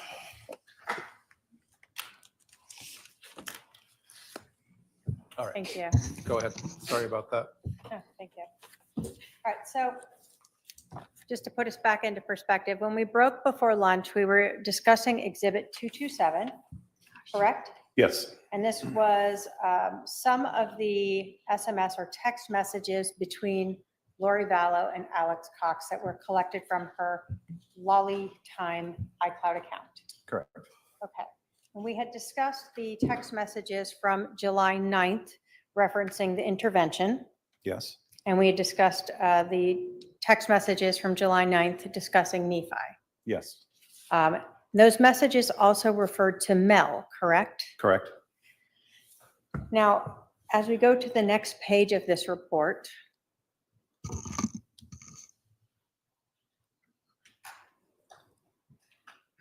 for the 10th of July, do we then see text messages between Lori Vallow and Alex Cox talking about meeting up for lunch with Mel on July 10th? I do. And then as those messages go along, does Lori Vallow in fact invite Alex over to her house? Yes, And he advises, okay. yes.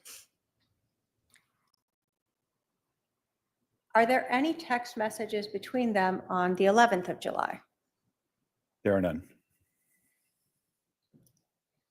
Now, the next messages that we show in this, and again, these are not all of the text messages, correct? Correct, Is from the 13th of July, correct? correct.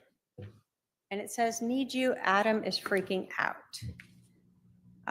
Based upon your understanding of the case and the testimony of Adam Cox, is that when he found out Charles Vallow was dead? That is correct. So this one is from Lori Vallow to Alex saying, need you, Adam is freaking out. Yes, Again, as we kind of go through what was relevant, and we're not saying these are all of the text messages, on August 12th, do we see a text message from Lori Vallow to Alex Cox saying at Social Security? yes, you do. Based upon your information and review of the case, were you familiar with August 12th being the date that Lori Vallow went to Social Security to apply for survivor benefits? Yes,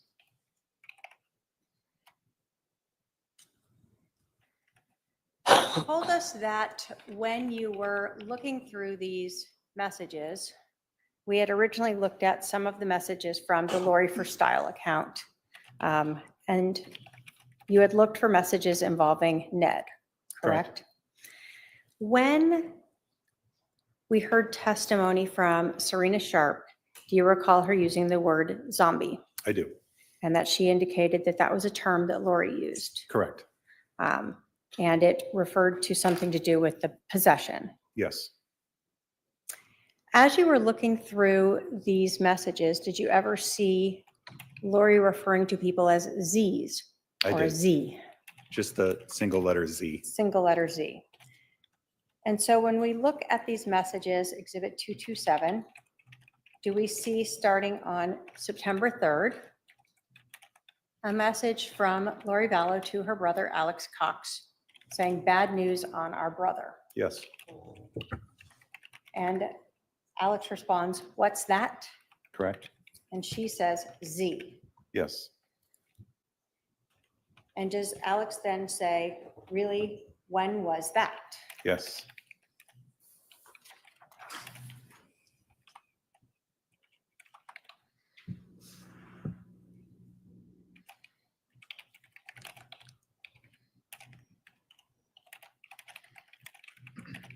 As that conversation continued on that September 3rd, does Lori tell Alex as of early January? yes, Now, is it your understanding, based upon both testimony from people like Kay Woodcock as well as your own investigation and testimony from Christina Atwood, that sort of in February and March is when Lori Vallow disappeared. Yes. So she's now saying her brother has been a Z as early as January. Does then Alex Cox respond back to her? That explains his interest in Charles. You say her brother, I think as far as Z or Zach. Zach is. Her Z. brother Yes. first. Yeah. So initially she's talking about her brother, right? Correct, yes. And so in this conversation, as we start through, Lori is telling Adam or Alex that their brother is a Z, correct? Correct, As early as January. And it's tied to Charles, right? correct. And in fact, the next text from Lori Vallow to Adam says, Ned recruited him shortly after. This is why, right? Yes, She then goes on to say he's part of the 24, correct? yes, And Alex says, that makes sense. Wow. correct. Does Lori then go on to speak of more Z's? She does. Does she in fact say, again, still on this September 3rd conversation, more sad news, guess who is the final Z of the 24? Yes, And Alex questions if it's Pops or Brandon. correct. And then Alex also says, Zach. Oops, may not be showing yet, sorry.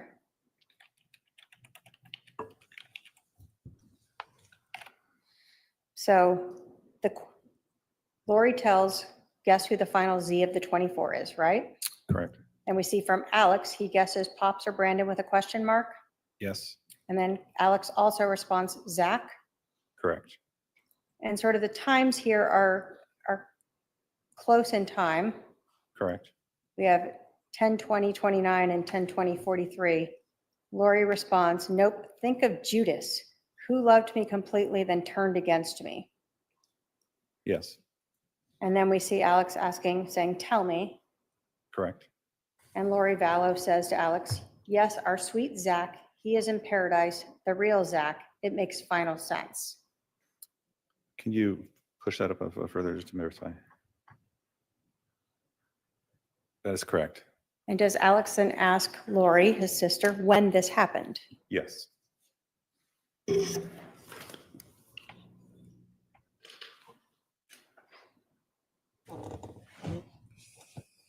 So we're still on this same date. And does Lori then tell Alex about the time he turned, makes sense, he being dedicated to Brandon and Ned? yes, So again, we're still seeing this reference of Ned being Charles. correct. And so now they're tying Adam, Zach, and Brandon with Charles. Correct. And so do we see again, so from Alex to Lori, so February. Yes, And again, is this around that time period where Lori Vallow disappeared, correct. left JJ with Charles? Yes, And we had heard in the interview that the defendant gave with Detective Ann Clan that she told her about her just leaving and disappearing. yes.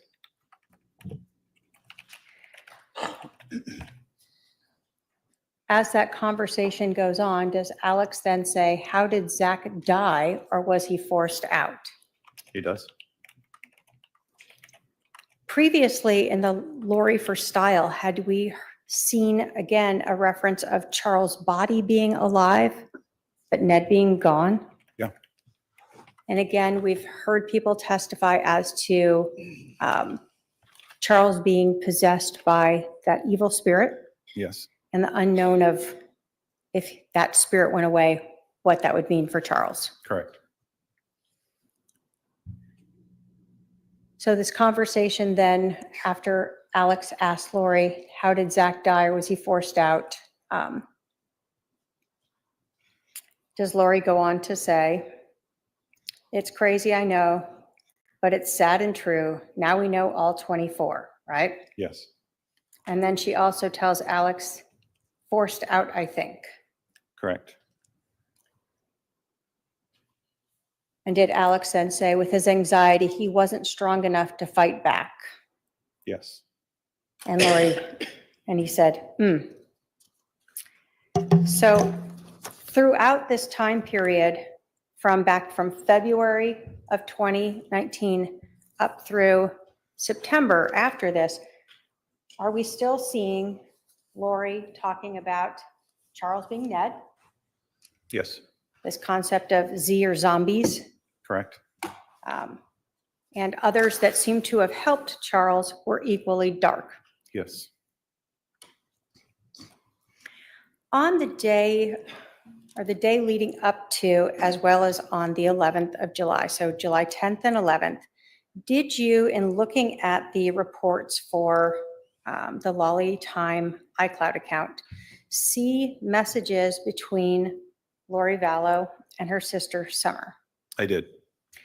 In those messages, did you see Summer providing updates as to the location of Adam and Zach on the 10th? On the 10th, yes.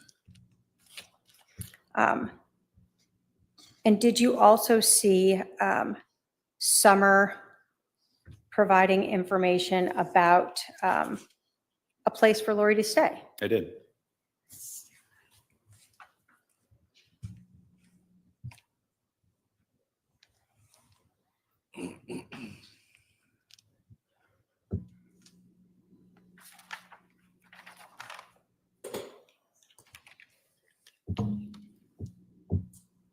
I can have my paralegal approach with 287.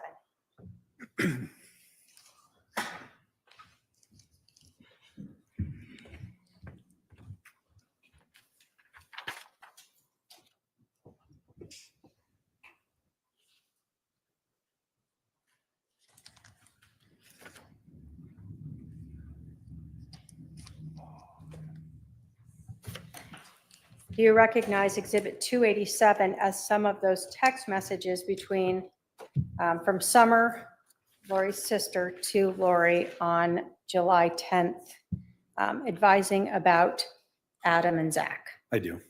State will move to admit 287 into evidence. Any objection? No objection. 287 submitted. Now, just so we understand again, how is Zach related to Adam? Zach is Adam's son. And so we heard Adam say that when he came down here, Zach was staying with his parents. Yes. And Zach ended up actually flying home with him. Yes.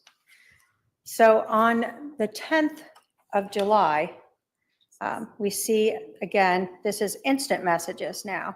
Is that another type of data that could be saved in the iCloud account? Yeah, yes, it can. So in these instant messages, we can see who it's from as a contact of Some, right? Correct. And Adam had told us that Summer was sometimes called Some. Yes.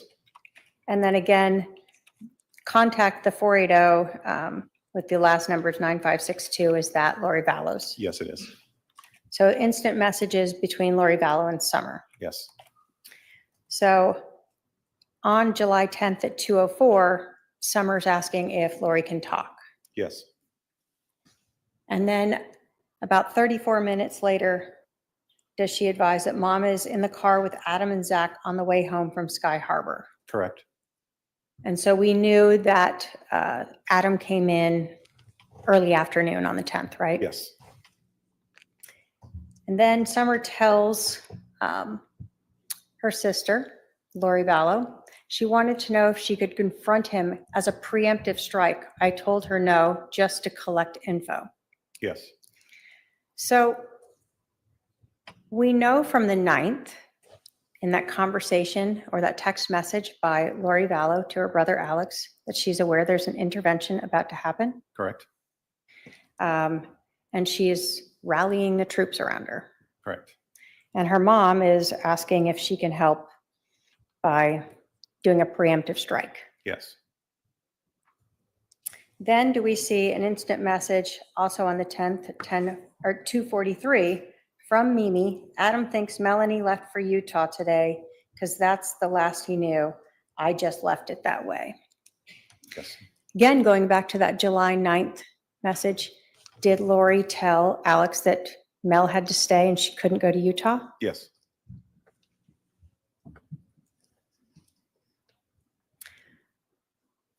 As Summer continues updating Lori Vallow on July 10th at 2:48, does she tell her they're headed to Mimi's house? Correct. And then as we continue on at 7:10 at 3:29, does Summer provide an update again that Zach and Adam are headed to a Spider-Man movie and the time that is happening at? Yes, they do.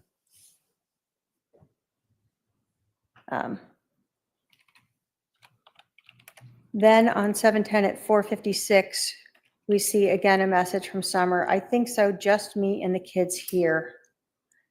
Right? Or Correct. M.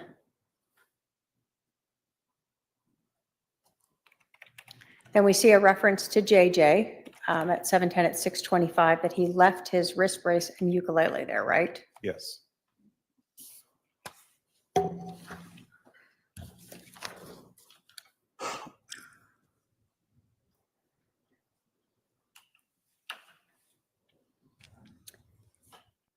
At 6:26 p.m. on July 10th, does Summer then offer Lori that she could stay at her house? She does. She tells her, would you rather stay here this week while we are gone? That way no one would know you were here. We can tell Zach we are putting Zeus in a kennel. Correct. So she's willing to lie to Zach so her sister can stay at her house and have no one know where she is. Apparently. Then she continues to update Lori that at 8:10 p.m. on the 10th that Zach and Adam are still here playing Phase 10 and eating, right? Yes. And as the night goes on, Summer then advises that, again, keeping her updated where Adam and Zach are. Correct. Did this message say, again, that Adam was waiting for Al to text him back? Yes. So again, we knew Adam was thinking he was staying with Al, right? Correct.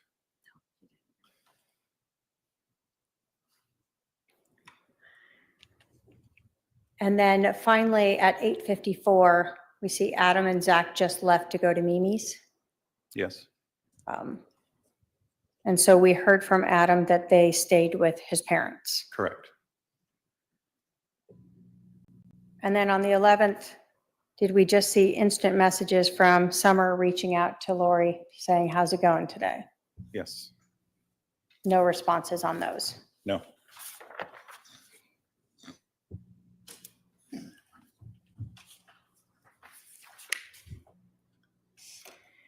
Now, we've seen a lot of this mention of Melanie or Mel. And when Adam testified, he told us that his sister's daughter was Melanie Boudreau at the time, correct? Correct. In the lollytime@icloud.com account, was there a contact name for a Mel B or Melanie B? Yes, there was. And did you learn who Melanie B was in this contact list? That was Melanie Boudreau. So we see a mention of a Mel in that July 9th Nephi text to Alex, right? Correct. And we see other mentions of Mel throughout these other text messages that we've had, Yes. including the need for Melanie or Mel not to go to Utah, correct? Correct. Show defense 228.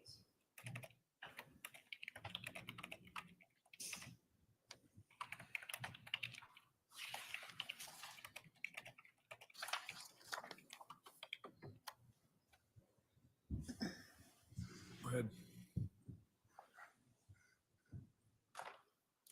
If I can have my paralegal approach with 228.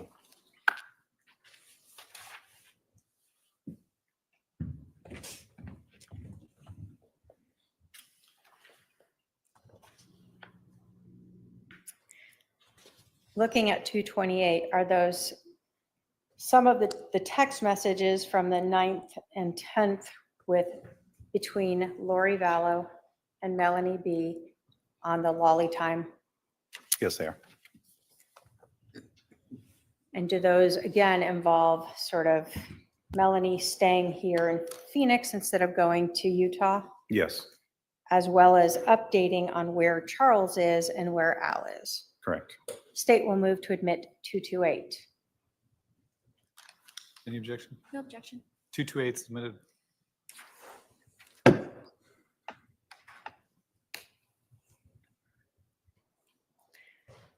So we had talked about earlier that there are a lot of times where we see sort of the call me things sent.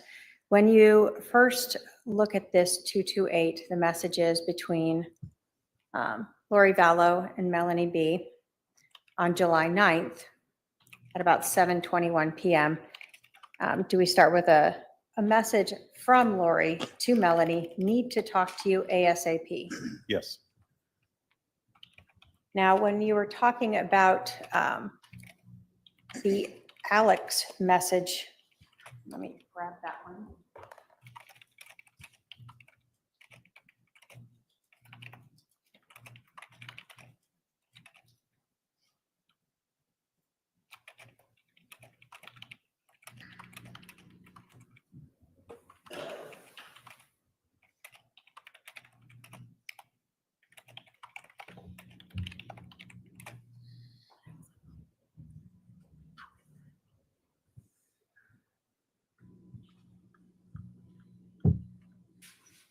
Sorry, right here.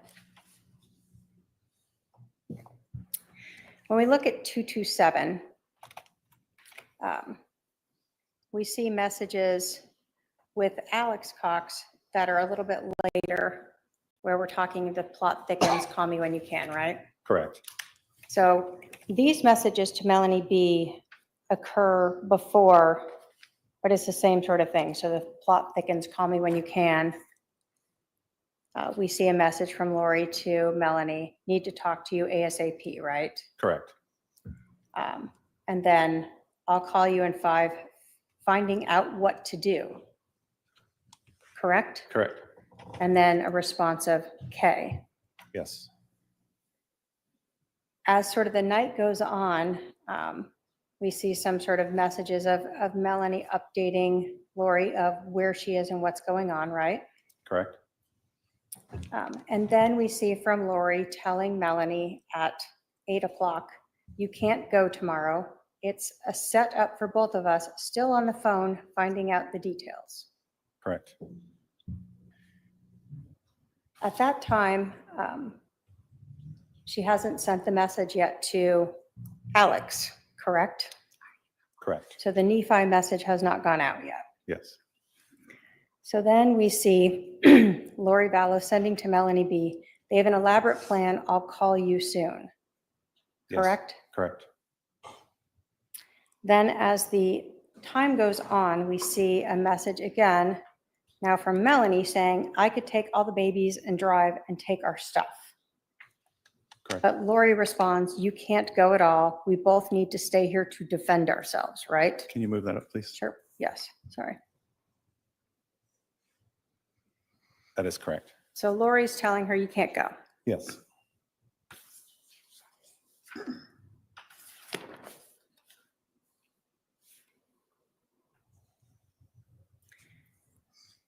And this is where then we see a message from Lori Vallow to Melanie B. It's coming to a head. This week will change everything.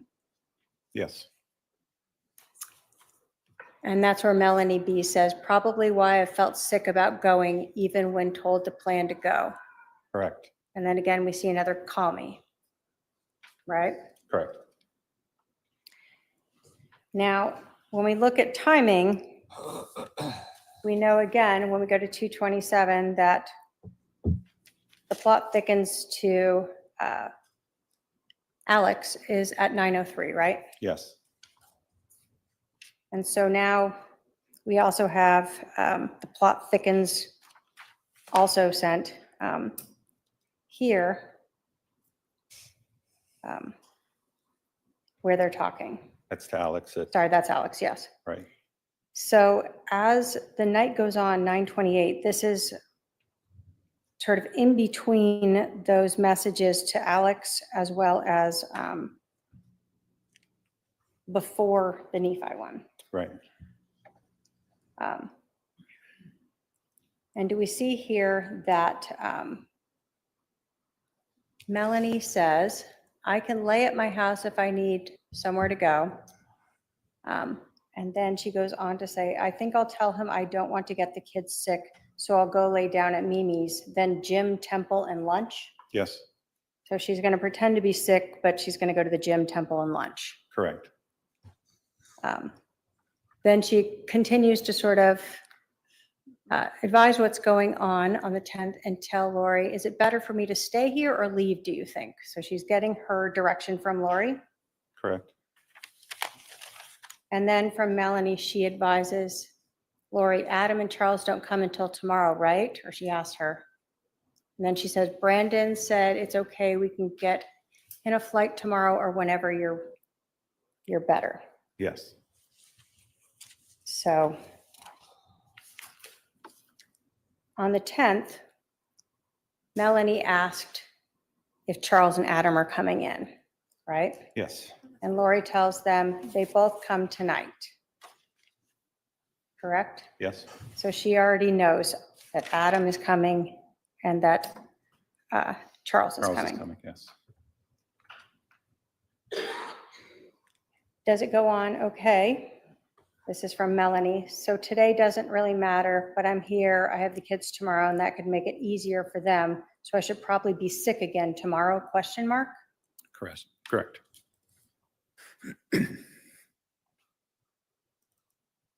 And again, does Lori say, I think so, but I think they're moving their plans to tomorrow since they will still try to get rid of you. Yes, Then there's a discussion from Melanie about wanting to go to this wedding. correct. And Lori saying, I know, baby, I'm so sorry. This is important to your mission, even though I know it's hard to just sit there. Correct. So she's given her a mission to pretend to be sick. She has a mission, yes. Then we see from Melanie, I just got to the gym, but do you want to do lunch after? What's your day look like? Are you going to Glendale? Correct. So we can see a plan going here where she's pretending to be sick for Lori, but they're meeting up. Yes, Lori says, yes, let's do lunch. I'm not going today. correct. Then they discuss sort of meeting up. And as we go on in the 10th, is Melanie advising her that Brandon's been here the whole time. He's been on the phone and texting the whole time. I told him I'm trying to get on a flight tomorrow, but he thought the wedding was tomorrow, so he was surprised it's Friday. Correct. And Lori tells her maybe she can go tomorrow night. So on the 11th, Lori Vallow already knows by the night of on the 10th, Lori Vallow was already knowing, but by the night of the 11th, Mel need not stick around. Correct. So she needs to be there in the morning, but maybe you can go tomorrow night on the 11th. Correct. And then we see again, Melanie, maybe I'll tell him I'm not going at all. And then I just end up going Thursday night, but his plans are canceled. And again, so July 11th is Thursday, right? Yes,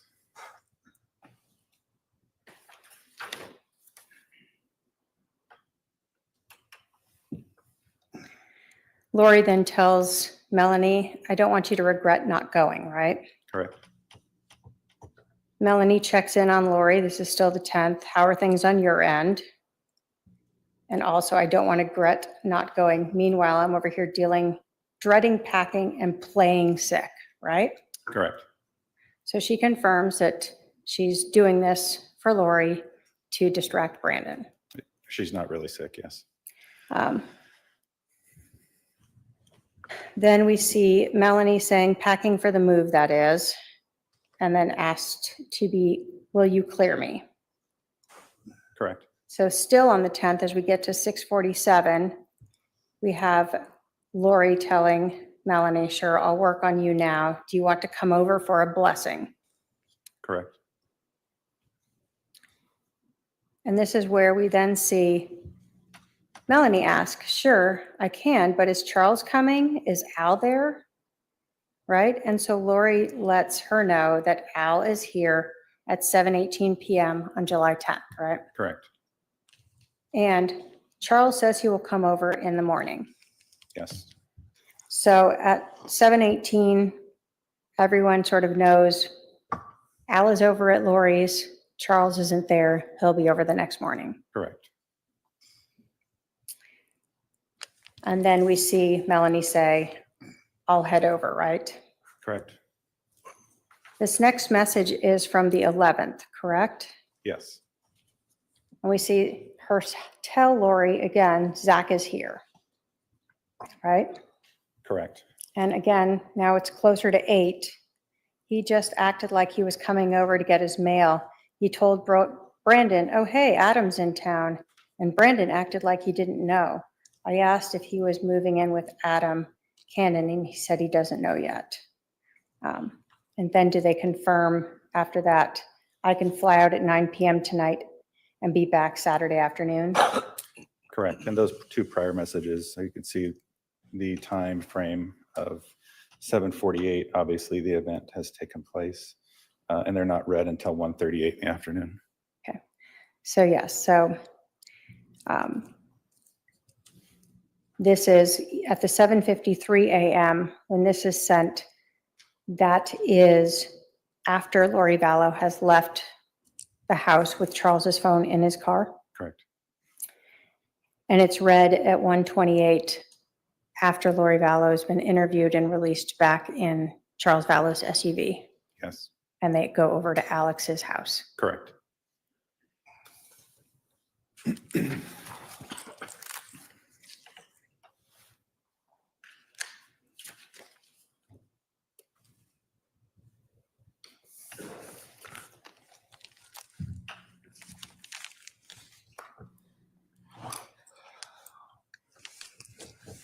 So when you're trying to put this case together, you're having to pull all these different text messages to see when Lori knew what she knew and who she was directing to do things, correct?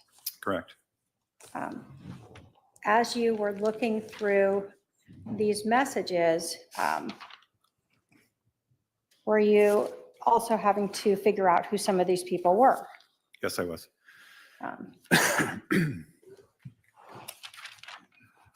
We had talked about that phone number, the 515 number that was listed as a contact of Bubby. Do you Yes. recall that? Yes. And that you, through looking at the iCloud account, the text messages, the call that was made by Chad Daybell using this phone and recorded, that Bubby contact name is Chad Daybell. Correct. When you were reviewing those iCloud accounts, does every text message always save in them? They do not know.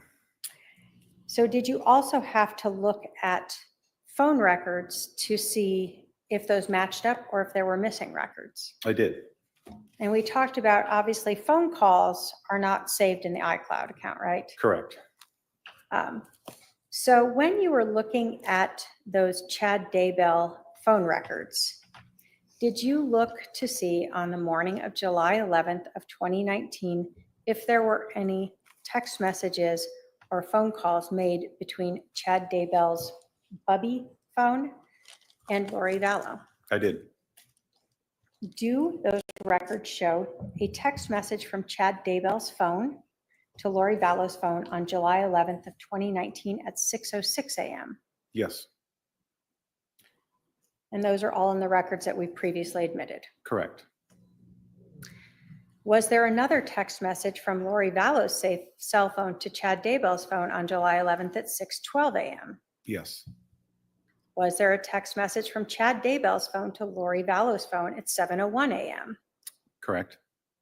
And another text message from Chad Daybell's phone to Lori Vallow's phone at 7:33 AM? Yes.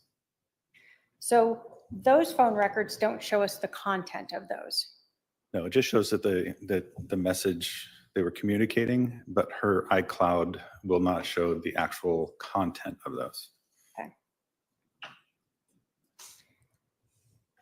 Looking still at that exhibit 223, as well as exhibit 223, which is the 515 number associated with Chad Daybell, and looking at the T-Mobile records for Lori Vallow, Exhibit 220. Did you look at those two records to see if there was any calls or text messages between Chad Daybell's phone and Lori Vallow's phone after Charles was shot on Yes. July 11th? Yes, Was there a phone call between those two phones, Chad Daybell and Lori Vallow, on July 11th at 12:39 p.m.? yes, there was. That lasted about 1 minute and 45 seconds. Correct. So that would have been after Lori Vallow was interviewed by the police and brought back to the residence. Correct. Was there no other phone call on July 11th of 2019 from Chad Daybell's phone to Lori Vallow's phone at 2:28 p.m. that lasted a little over 11 minutes? Yes, Is that around the time that Detective Enclan was calling Lori to have her come back to 5531 South Four Peaks? yes, it was. Did you see another call between Lori Vallow and Chad Daybell at 5:42 p.m. that lasted for over 30 minutes? I did. And did you see another call between Chad Daybell and Lori Vallow on July 11th of 2019 at 7 p.m. that lasted approximately 11 minutes? Yes, And did you see a final call on July 11th between Chad Daybell and Lori Vallow at 7:54 p.m. that lasted a little over 13 minutes? I did. When you were looking at the text messages between Lori Vallow and Chad Daybell, or contact name Bubby, that you located in those Lolly Time at iCloud account, did you notice a romantic relationship between them? Yes, I did. Prior to Charles being shot and killed on July 11th of 2019, did you see any open and obvious romantic messages from Chad under any of his contact names that you knew of to Lori Vallow? I did not. After Charles's death on July 11th, of 2019, did you see any open and obvious romantic messages from Chad Daybell under any of his contact names to Lori Vallow? I did.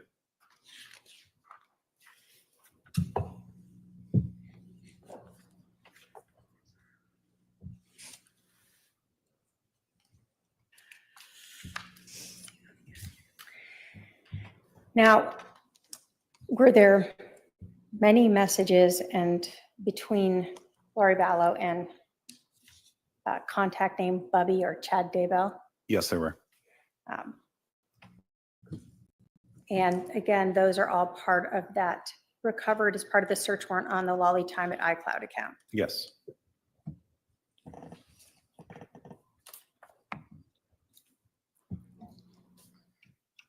In these text messages, did Chad write I'll call it romantic story about Lori and himself that he texted and emailed to her? He did. Did he have other names for them? I believe the names were James and Elena. Did that story seem to sort of at least match the timing of when they met? I did. Were some of them more promiscuous? Yes. Did they also include conversations, though, about people like Adam and Brandon, They did. and about Ned? Yes. My paralegal can approach with 229.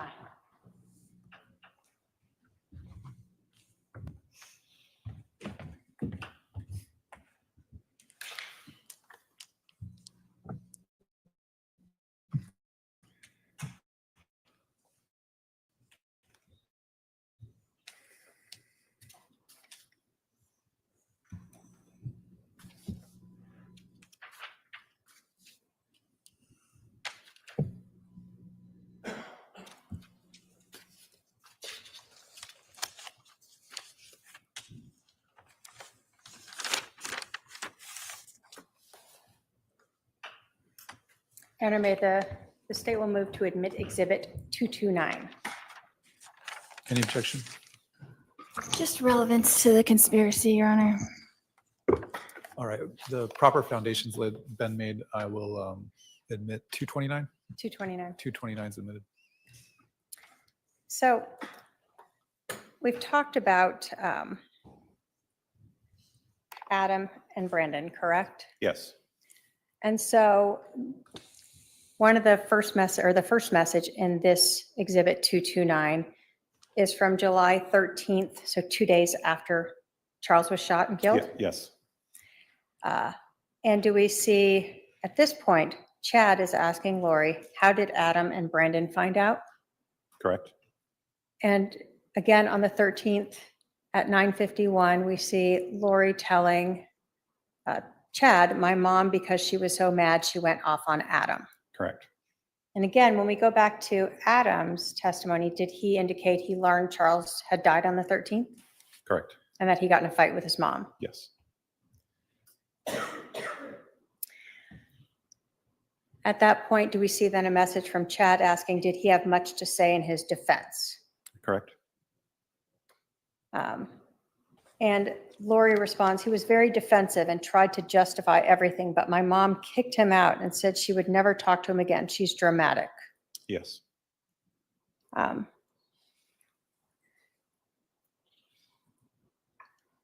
So we had learned that Adam had been speaking with Charles and that he hadn't told his family about this intervention, right? Correct.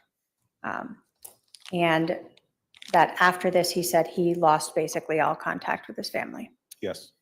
And this seems to sort of confer with that. Correct. Do we then see a switch over from talking about Lori's family to now Chad talking to Lori about being deeply, crazily, madly in love with Lily? Yes. And do we see again messages to and from Lori and Chad talking about sort of their love for each other? Correct. So prior to this, you really had not seen this open, obvious discussions about their relationship. I had not.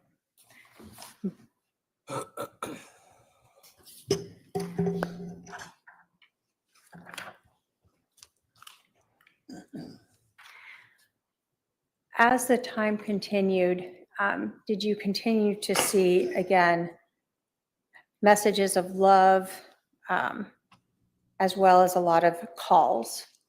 I did. Although we won't read through everything here, is this sort of part of that story you're talking about of James and Elena starting in November? Correct. And is November when the Preparing the People conference was here in Arizona of 2018? Correct. And we've heard testimony from witnesses that Chad Daybell was there. Yes. And you found actually a recording on the Lori for Style of Chad Daybell at the Preparing the People conference in November of 2018. I did.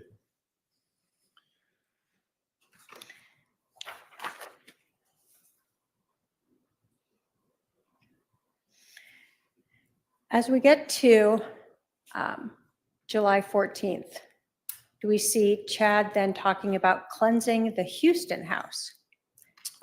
Clearing the Houston. Clearing. Yeah. Clearing the Houston house, sorry, to remove the darkness he caused. Correct. So who was living in Houston? Charles. And had you seen and heard people testify that Charles was considered dark by Lori Vallow? Yes.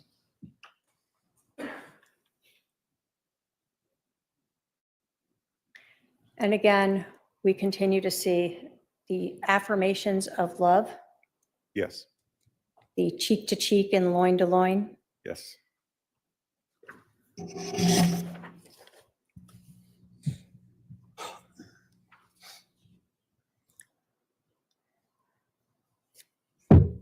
Again, more conversations, both of love in text messages as well as phone calls. Correct. As we continue on the 14th, did Chad, let me ask you this, where was Chad Daybell living in July of 2019? In Idaho.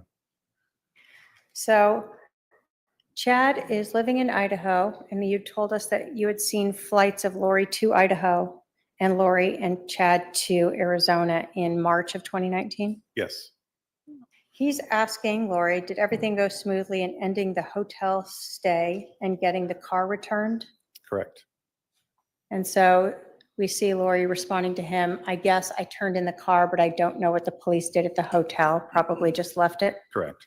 And so we know that the police got the key card from her and went and cleared out the hotel room. Yes.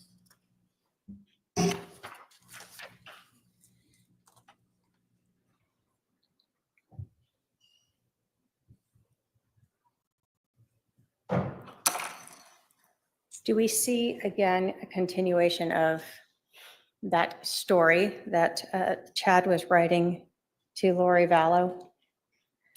You do. And that continues through most of this till apparently Chad needed a shower. Correct.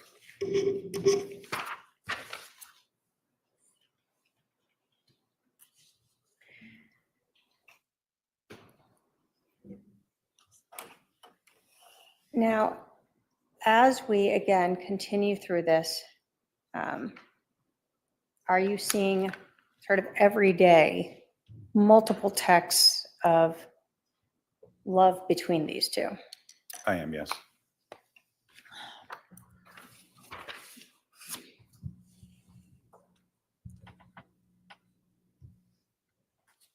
And again, going through the 17th, 16th, 17th, again, more affirmations of love, correct? Yes. Now, we know on the 15th of July is when Lori Vallow had called Banner Life Insurance to indicate that she was the beneficiary, right? Correct. And on the 18th is when she learned that she was not. Correct. So in Exhibit 229, do we see on July 18th at 12:18 Arizona time? So I talked to the insurance company. He changed it in March. So it was probably Ned before we got rid of him. They can't tell me to whom, of course, but it's done. I'll still get the $4,000 a month from Social Security. Yes. So on July 18th, after she talks with Banner Life Insurance, Lori tells Chad she's not getting the life insurance. Correct. But she tells him she's getting $4,000 a month from Social Security. Correct. Now, we know from Lori Vallow's text to Alex that she went to Social Security on August 12th, correct? Yes. And we also had testimony from Social Security about that. Correct. But here it is on July 18th of 2018, and she already knows she's going to get money from Social Security. Correct.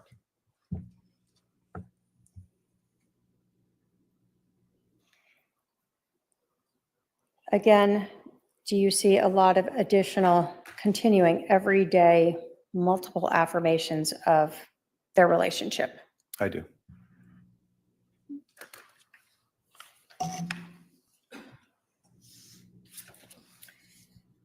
And this email or this report just went through the July 18th where we have that message about the Social Security. Yes. Did those affirmations continue on after that? Yes, they did. So now that Charles is dead, there's a very open texting and calling relationship between Lori Vallow and Chad Daybell. Yes. Now, we had indicated that there were multiple contact names that were associated in the Lolly Time iCloud account to Chad Daybell. Yes. While you were looking at these text messages in the Lolly Time iCloud account, did you locate any for a contact name Melanie 2 with the number 2? I did. And in reviewing those messages, did you identify them as coming from Chad Daybell as well? Yes, the number linked to that contact of Melanie 2 was for Chad Daybell. Did you even see a message from Melanie 2 with an attached photo showing Chad Daybell? Correct. And were all those, not all of them, were there a substantial number of those messages between Melanie 2 and Lori Vallow, the same sort of romantic discussions that you saw between contact name Bubby Yes. and Lori? Yes.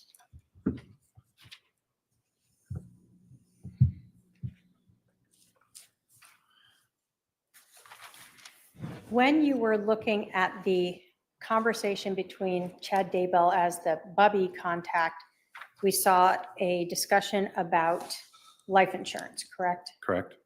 Did you also see a conversation between Lori and Melanie 2, AKA Chad, about life insurance? I did. If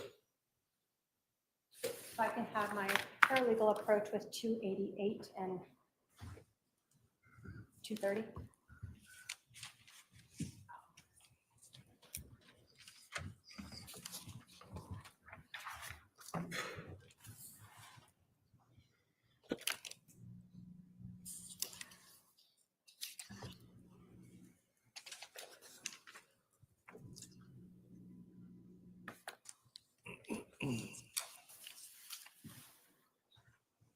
Looking at 288 and 230, are those both one of the messages that is from Melanie 2, contact name, to Lori Vallow that was had an attached photo of Chad Daybell and another individual? Yes.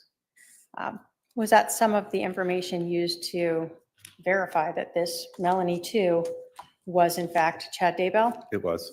And then in 230, is that some of the SMS messages showing both that same romantic relationship as well as that conversation about the life insurance? Correct. State will move to admit 288 and 230. Any objection? Just the relevance, Your Honor. 288 and 230 are admitted. So starting with 288, was this, again, a message, an MMS, so meaning there's an attached photo with it, right? Correct. That occurred on July 17th of 2019 from Melanie 2 contact name. And it said, I took a photo with Alan Osmond for Mark. Correct.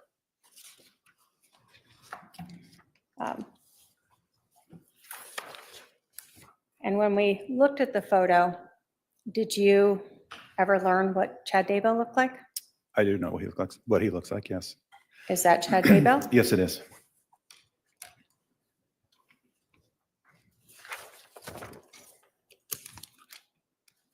So this is the person that she has been texting all the romantic love affirmations with right after Charles died. Yes. 230, again, we see the same sort of romantic contact between them. Correct. And so this is again, July 18th now, going on with another contact name for Chad Daybell in Lori's phone. Yes. And again, we see it's the Lolly Time iCloud account, right? Correct. When we get to July 18th, this one though is an earlier. For the Bubby one, we saw that it was a noon time message, right? Right. And so we learned that Lori received a email indicating she was not the beneficiary, and later she had a phone conversation. Correct. does this one appear to be sort of the earlier one because it references, I just got the letter from the insurance company saying that I'm not the beneficiary. It's a spear through my heart. Who do you think he changed it to? Brandon or probably Kay? He left nothing for JJ. Correct. Did that conversation go on? Wow, that's terrible. There's no way to find out. It did. And did Lori then tell Chad, I might be able to see when I get his computer on Sunday, I could check the email sent to the insurance company. It will show change of beneficiary. He must have done it recently. Correct. So we had seen, in fact, photos what appeared to be from a computer that were sent to Chad Daybell, correct? Correct. Showing that beneficiary change. Yes. So does that seem to match with, again, what Lori's telling Chad here about finding out who got that money? It does. Does Chad then say, it seems you would have to agree to change, maybe the name was forged, you should have a good paper trail to prove it, right? Correct. So he's trying to help her figure out how to get that money. So you then go on to say, I love you, this is terrible. It's probably another step in bringing down, what is this? Gaddy Anton. Did you ever learn what that was? I'm sure I researched it, but off the top of my head, I don't know what it is. Okay. Did Lori then tell him, nope, he can change it anytime he wants. He's the agent and anyone can change the beneficiary anytime with their own signature. I'm thinking it must be Kay. Correct. So she understood, at least to Chad, that Charles had that right. Yes. Does Chad then say, it will be interesting if he got changed after he had 2 bullets in his chest. Correct. And she goes on to respond, I don't think it could have. You can't change it after the death date. They would review that. Correct. And then she goes on to say again, I'm thinking Kay as well. Or he says, I'm thinking Kay as well. She probably freaking out that you got those computers. I'm going to shower and give you a blessing. I'm eager to get home so we can talk. It will be okay, my love. You are wonderful. Correct. And then she says, miss you so much. And he responds, miss you the most. Yes.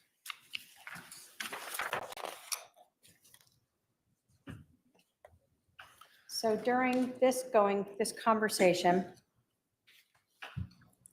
we see Chad and Lori discussing who this likely would have gone to and when it could have been changed, right? Yes. And that all occurred before the second conversation we see, also on the 18th, but closer to, I think, 12:30, 12:34, where she knows now it was changed in March. Correct.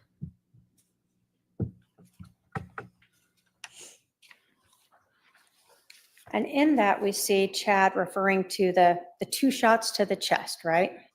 Yes. So again, we know they've been talking about this. Did you see any other text messages talking about that? I did not. But we saw lots of phone calls between the 2 on the 11th. Sure.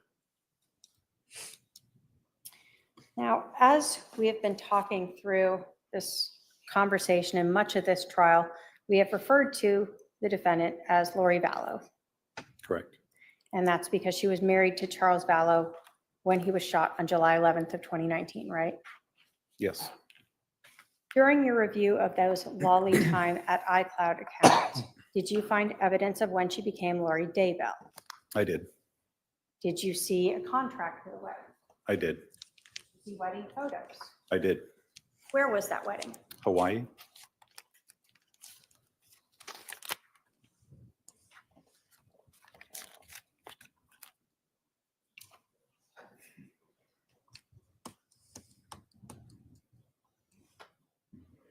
I can have my paralegal approach with 233.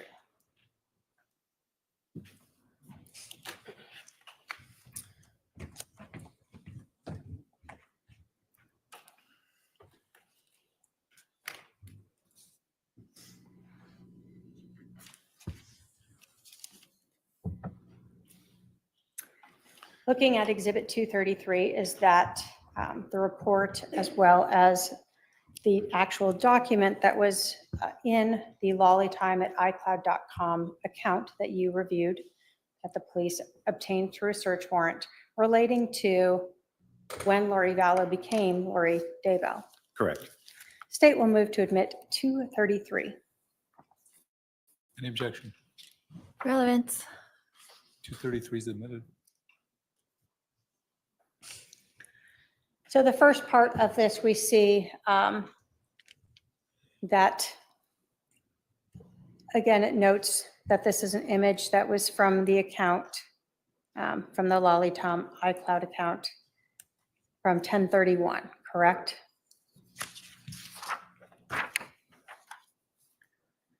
And then this is the actual photograph that was uploaded into the iCloud account, correct? Correct. So we see Chad Daybell and Lori Ryan. Was Lori Ryan a prior name of Lori Vallow? Yes. That was Tylee Ryan's dad? Correct. So she used the Lori Ryan name in this. They use a home address of Rexburg, Idaho at that point. Correct. And then the date of the actual wedding is that November 5th of 2019. Yes, it is.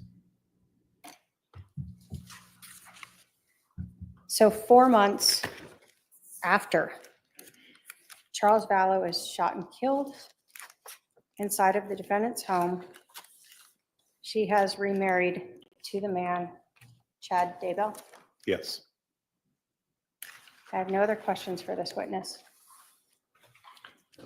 Cross.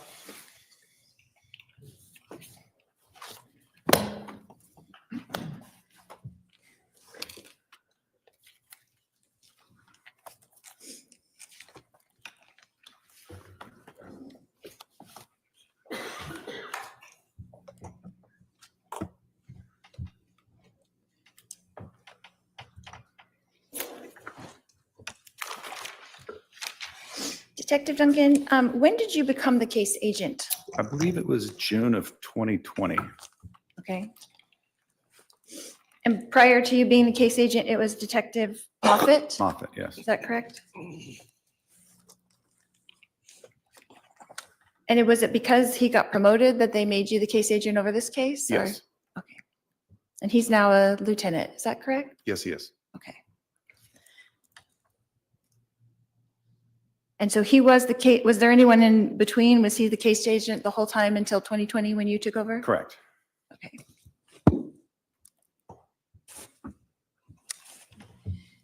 And when you took over the case, what things did you do differently?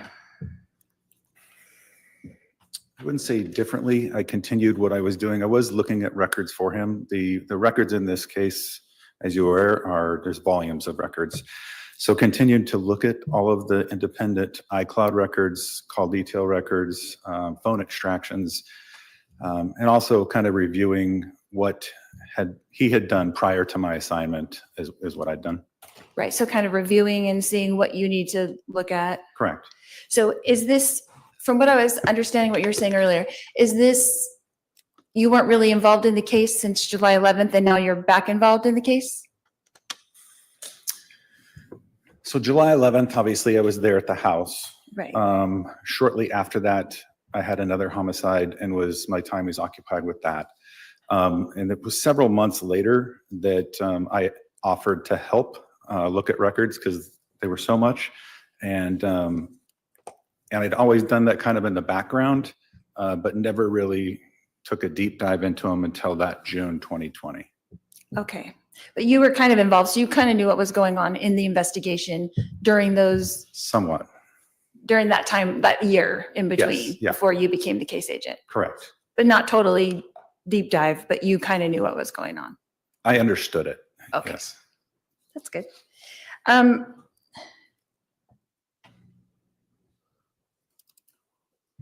So let's go over that day again real quick. When you were there, what time were you there at the scene, from when to when? I believe I arrived shortly after 9:15 Okay, and I would have left probably 4:30? Okay. Were you at the house that whole time? Yes. So Well, you didn't, let me back oh, up. I'm sorry, go I ahead. did leave for a short period of time to obtain a saw that we would need to cut that piece of flooring out and the baseboard. But Okay. then it came back, yes. So you were at the scene that whole time, besides the time you went to get the saw? Correct. You didn't go to the Chandler Police Department? No. So you weren't there during our interviews? No. Okay. So, and you had mentioned something about you couldn't go in. I was confused. You couldn't go in until after the search warrant, but you were in before that, right? No. So obviously your first responders, your police officers, the firefighters, they're going in to preserve life and treat the victim in this case. Then they back out. At that point, we will not let anybody in, given the circumstances of this case, until the search warrant is actually signed and executed. So we will wait outside the threshold of the house until that search warrant is signed, and then we will begin our investigation.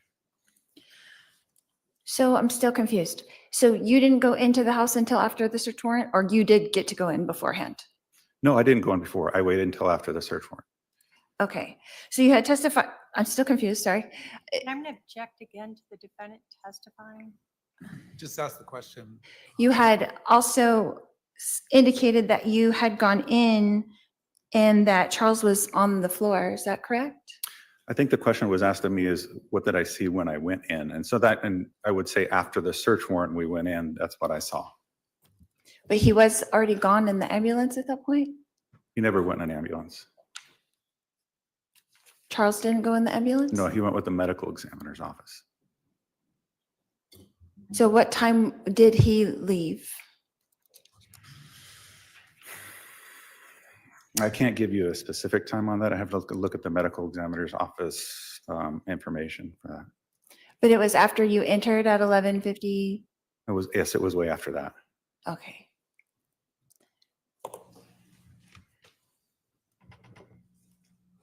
So then when you entered, what did you do at that point? Can you kind of walk me through that? Yeah, so when I entered, obviously I made my general observations about what I saw in that room and of the body. And then talked with Detective Coons about what needed to be done next. And what did you guys do next? So we came up with a game plan as far as how to process the scene, which direction, who was going to do what. Like I indicated, I was tasked with collecting that firearm and was also tasked with kind of looking through the house for any kind of blood evidence that might be present. The other task that I had when we were ready, I contacted the medical examiner's office to report the death to them. What time about was that call, do you think? I do not know. But sometime in between that, before 4:30, is that correct? Correct. And did everyone leave the scene at 4:30? Is that kind of the timing when people were clearing out, or? Yeah, some might have stayed behind, and a lot of our ID techs like to sit in their cars and type their notes, that type of thing. But right around that 4:30, 4:45 is when the search warrant was completed. Okay. And then there had been a walkthrough, is that correct?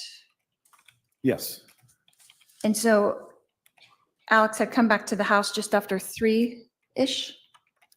I believe that could have been the time, yes. Okay. And then were you present during the walkthrough? I was. And who else was present? Detective Moffitt, Detective Werther, Detective Coons, myself, and I want to say crime scene technician Jordan might have been there as well. Okay. And was it Jordan that was wearing a body cam? Was there a body cam made of that? No, I believe that Detective Werther had a body cam, but it malfunctioned and didn't capture. So there's no recording of that at all? No.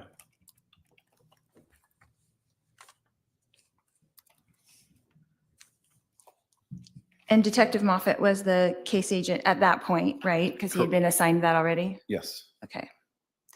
And so did each of you write reports on that walkthrough then, since there was no recording of it? That would have all been included in our original, in our report, not a specific walkthrough report, but in our original narrative, yes. Everyone would talk about it, mention it, their perspective. Not everybody has to, as long as somebody or one or two people wrote about it to know that it happened. Yeah. Right. So since there's no recording of it, though, someone is assigned, like, because Moffett is the case agent, or who would do that? Be assigned to include it in the report, for sure. It's different. I'll give you the example. If you look at probably my report compared to Detective Kuhn's report, you might notice, similarities in there. You might notice stuff that I went into more detail on, or he went into more detail. But it depends on whether they write it or not. They could just put something as simple, I was present during a walkthrough. Okay. So since you became the case agent, have you read all the reports? At one time or another, yes, I have. So is there anyone specific that kind of ran through what happened at the walkthrough? Your Honor, I object to asked and answered and relevance.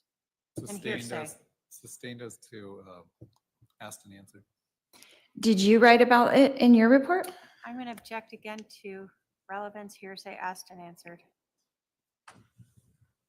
Sustained as to asked and answered. He already answered that. You mentioned that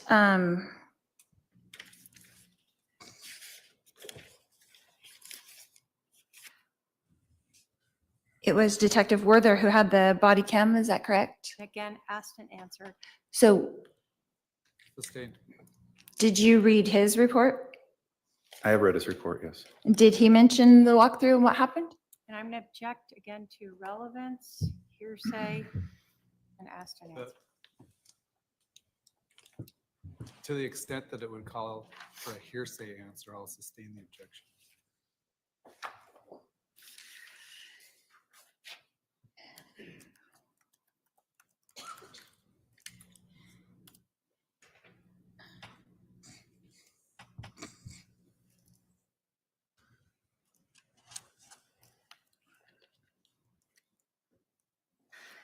Detective, when you became the case agent, you were kind of aware, so you knew what had been done in the investigation, is that correct? Yes, And so you knew who had been interviewed, is that correct? yes,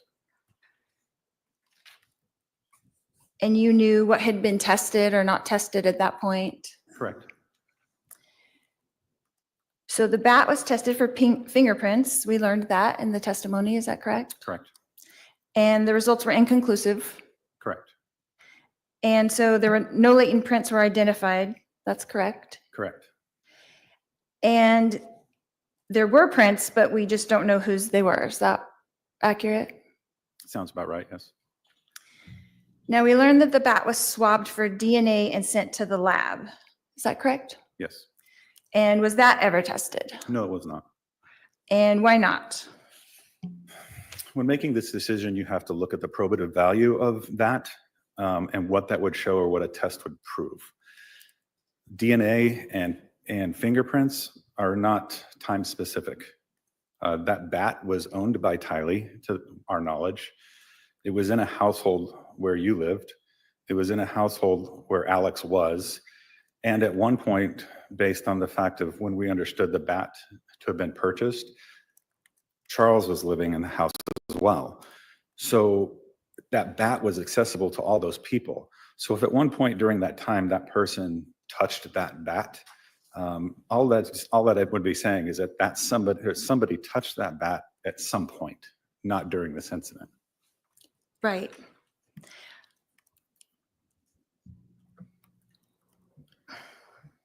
But there was no blood found on the bat, is that correct? Correct.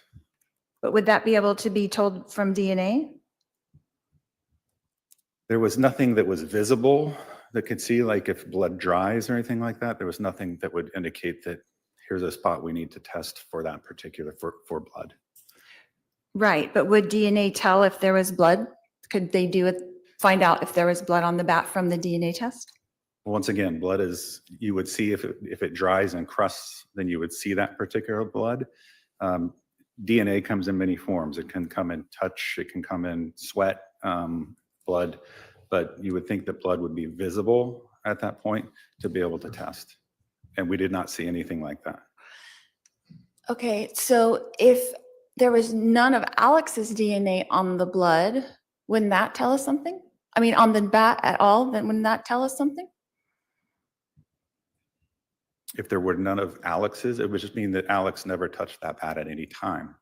And wouldn't it tell us that Alex was never hit in the head with that bat?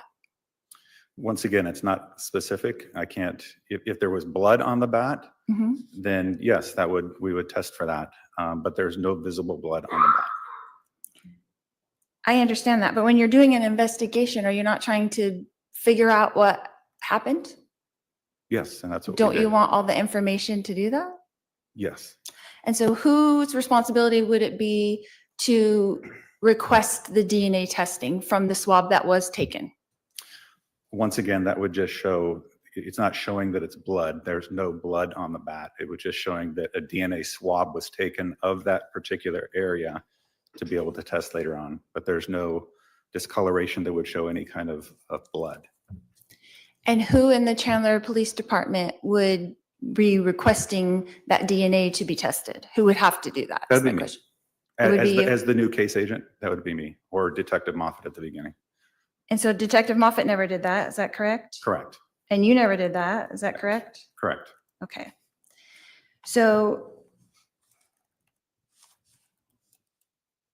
if Charles' DNA was on the bat, then wouldn't that tell us something also?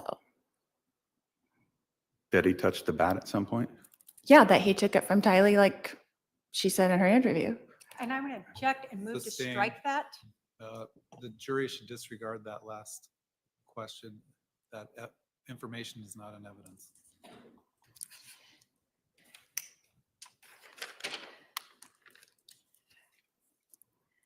Detective, wouldn't that have answered some questions for us in your investigation? I don't think it would have, no.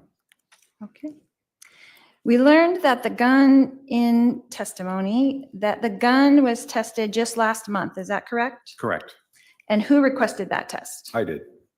And why did you request that test? So on firearms, immediately after we have a firearm case, we have the ability to utilize a system called NIBIN. NIBIN is run through the ATF. And what NIBIN will do is we can fire a particular firearm that we have control over and obtain casings from those. We can then take the casings from the scene casings and then compare those together. We already knew that that gun fired those casings very early in the investigation, as a NIBIN report provided. However, ATF will not testify in court. So playing the balancing game of when a trial will begin and whether a trial will even happen, I do not like to make more work for a firearm analyst than I have to. When we know that we are in and going to trial, then I will send that over to them because they were the ones that will testify to that. Okay.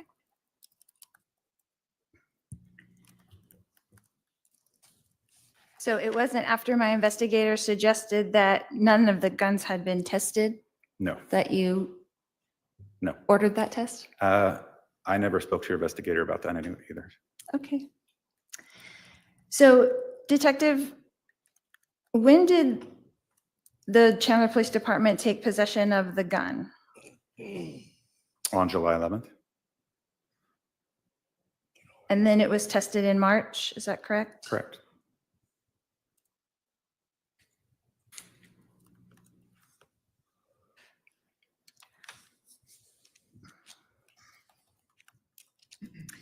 And then we've established through expert testimony of Detective Coons that the floorboard was not tested either, is that correct? Correct. And he also established that the projectile was not tested either, is that correct? Correct.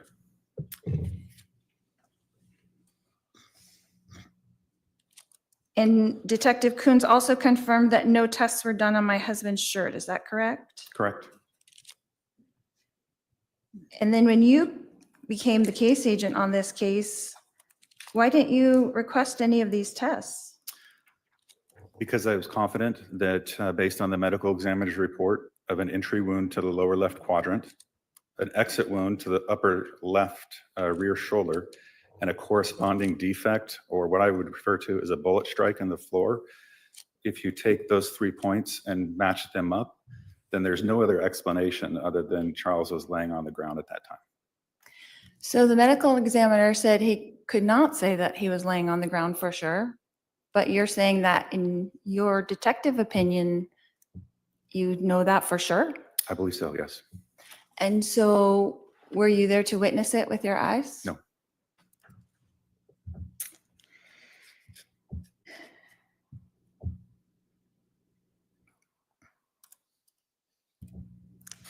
Detective, to your knowledge, did my brother and my daughter and myself willingly comply with everything asked of us by law enforcement on July 11th, 2019? I can't speak to that, no. Did we answer all the questions asked to us? I have nothing to say you didn't. Did we follow all directions given to us by law enforcement that day? I'm going to object to speculation and foundation as to how this detective knows that. He's already said he wasn't at the station. He's the case agent, Your Honor. He can testify to what he observed for himself. So if you want to tailor your question, go ahead. Would you say that according to every report and every detective that you've talked to and anything else, that you would say that we fully complied with law enforcement that day on July 11th, 2019? Object to hearsay. I'm going to sustain the objection to the form that it was asked. So according to all the reports that have been given by everyone who was there, and you're the case agent, so you're in charge of all of these people, is that correct? I'm not in charge of them, but I have read the reports. So you have read the reports. Yeah. And as far as you know, to your knowledge, we fully cooperated with law enforcement that day on July 11th, 2019? And again, object to hearsay. And lack of personal knowledge. Sustained. Has it come to your knowledge that we did not comply with everything? And I would object to the exact same thing, lack of personal knowledge and hearsay. He can answer that question. Can you answer that again? Have you come to the knowledge that we did not comply that day for any reason? I have not. Okay. Did I turn my husband's phone over when asked? Yes. Did Alex turn his phone over willingly? I am not sure when Alex, or if Alex turned his phone on. I'm not aware of that. Okay. So is there a body cam where his phone was placed into an evidence bag? That's correct. I do remember seeing that, yes. And then the evidence bag is put into the front of the police car where he was taken to the Chandler Police Department. Is that correct? I didn't see that, but I trust the fact that it was taken at that time, yes. And so according to that body cam, it looked like he turned it over on request. And I'm going to object to speculation. You don't have any knowledge that he didn't, is that correct? I'll allow that last question. I don't have knowledge, no. Okay. So do you know who had taken possession of his phone at that point? I don't. Do you know who drove him to the Chandler Police Department? Well, through this hearing, Officer Krautheim. Oh, that's right. The one I couldn't remember how to spell. I mean, Again, Your Honor. pronounce. Sustained, please don't testify.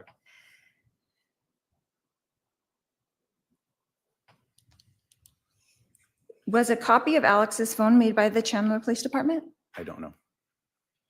You don't know? There's so much information. I don't know whether we received his call detail records or an actual copy was made. I don't know. So you're the case agent. Yeah. I'd have to look and see if that was the case. So you're the case agent, and you don't know if the person who shot my husband's phone was ever. Yeah. At this moment, I don't recall. So there's no Cellbrite of it. Is that correct? In the discovery? I think the only thing that we have is his call detail records, which would be from his cellular provider. So what would the typical protocol be for you to, if someone handed over their phone, wouldn't it be to do a digital download of it? So that can be one of two ways. It could be under a search warrant to do that, or it can be under consent to do that. I do not believe that was, I don't believe that his phone was extracted at that time. So he would have to give consent? Is that what you're saying? Or a search warrant, but that would have been through Detective Moffett.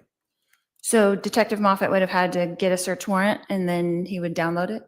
Based on their conversation, whether Alex would be willing to do that or whether a search warrant was needed, but that was Detective Moffett's call at that time. And he decided not to do that? I don't know what his process is or his thought process. Well, I'm saying that he did not do that, and you're the case agent now, so you would know if that was done, correct? You're asking me to speak for Detective Moffett, whether it was done or not? No, I'm asking you to speak as a case agent now if you know if it was done or not. I believe it was not. Okay. Do you think that would be important to your investigation? Absolutely, knowing what we know now, yes.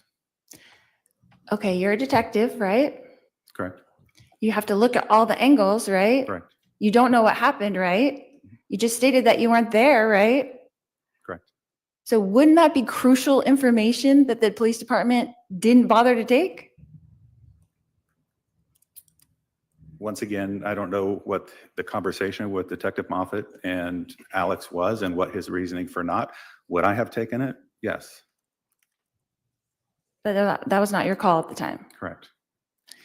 And so in lieu of that, what did you do to try to obtain that information?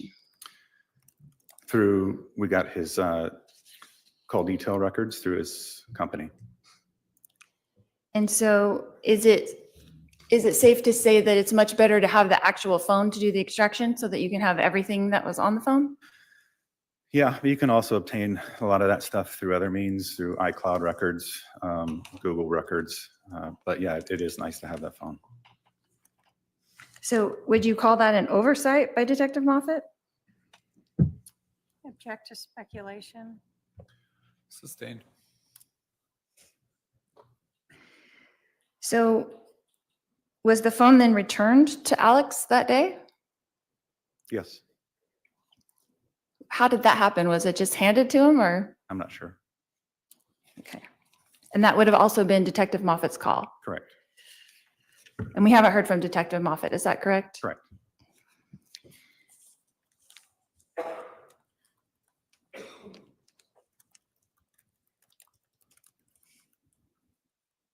So according to your knowledge, that when Alex was called by Chandler Police to return to the scene for the walkthrough by detectives, he did so. Is that correct? Yes, he did. You saw him there? Yes. And did he answer everyone's questions while you were there, that you observed? Yes, he did. There was very little questioning. It was just more of a positional type thing. It was, where were you? It was more, I'm sorry, I missed that last part. Where was he? Where was he standing during the time? Oh. And so he kind of walked it through with you and all four of you were there, right? Yes. 5. And no one was asking him any questions? Your Honor, I'm going to, again, we've already gone through this before, asked and answered, as well as verging on hearsay. I'm going to sustain the objection. How much do you have left on your cross, you would think? I don't know, Your Honor, a lot. In other words, more than a couple minutes, should we take our afternoon break? Oh, yes, we All should right. take a break. Let's take our afternoon break for staff. It'll be about 15 minutes. Please remember the admonition.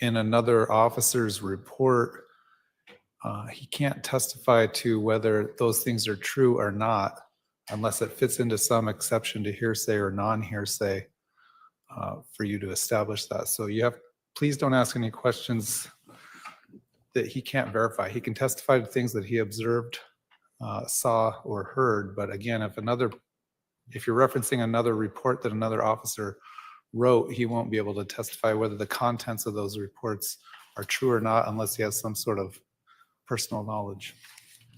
I understand, Your Honor. All right, you can come back up, get ready to resume your cross. We'll bring the jury in.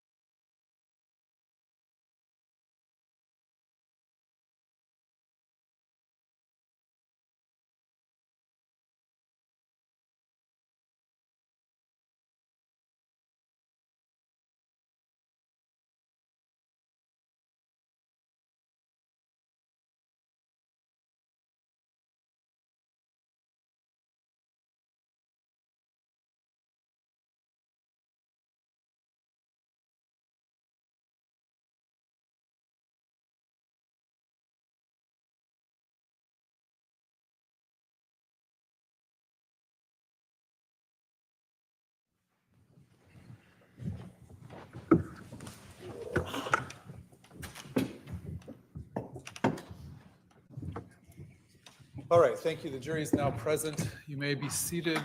You can continue with your cross-examination of this witness.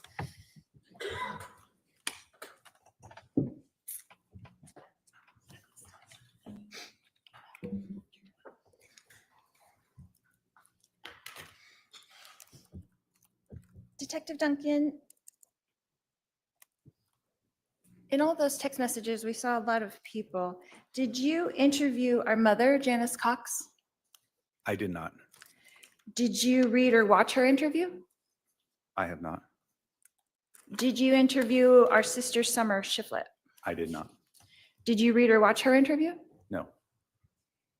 Did you interview our father, Barry Cox? No. Did you read or watch his interview? No. So the only source that you have for this investigation of the shooter in your case is through our brother Adam? Is that correct? And all of the contacts mentioned through your iClouds. Yeah, but you didn't ask anybody who was mentioned in there or who was speaking in there what they meant by any of those text messages?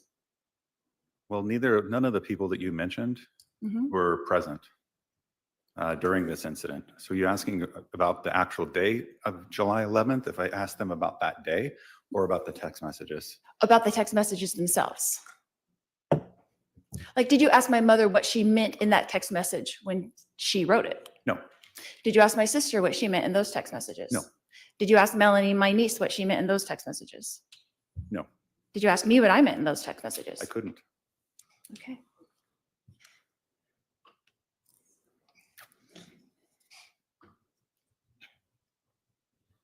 And through your investigation, you found out that, as you testified earlier, that Alex wouldn't text or call Adam back. Is that correct?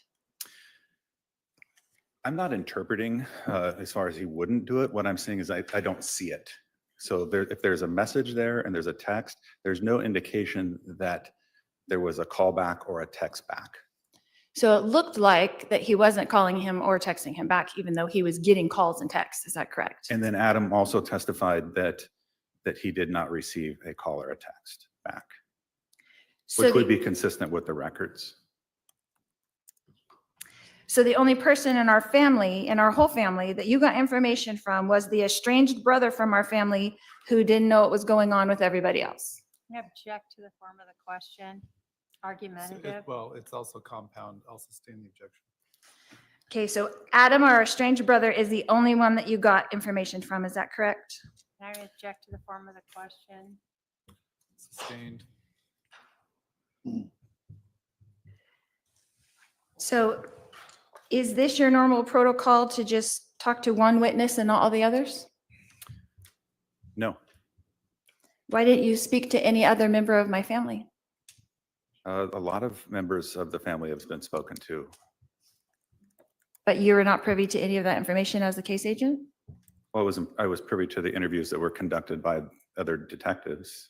And you just testified to me that you didn't read or watch any of those interviews. Is that correct? I have been present during an interview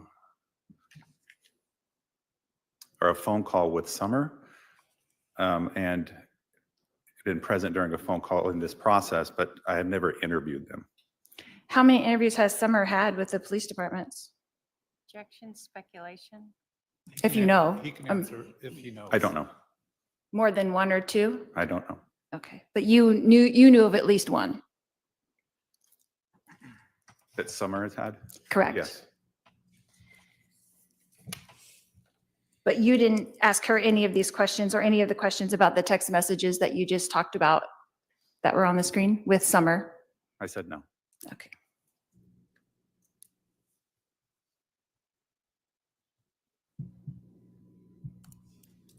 So as the case agent and a detective, do you form a suspicion and then stick to it and only investigate the things that lead you to that same conclusion? No.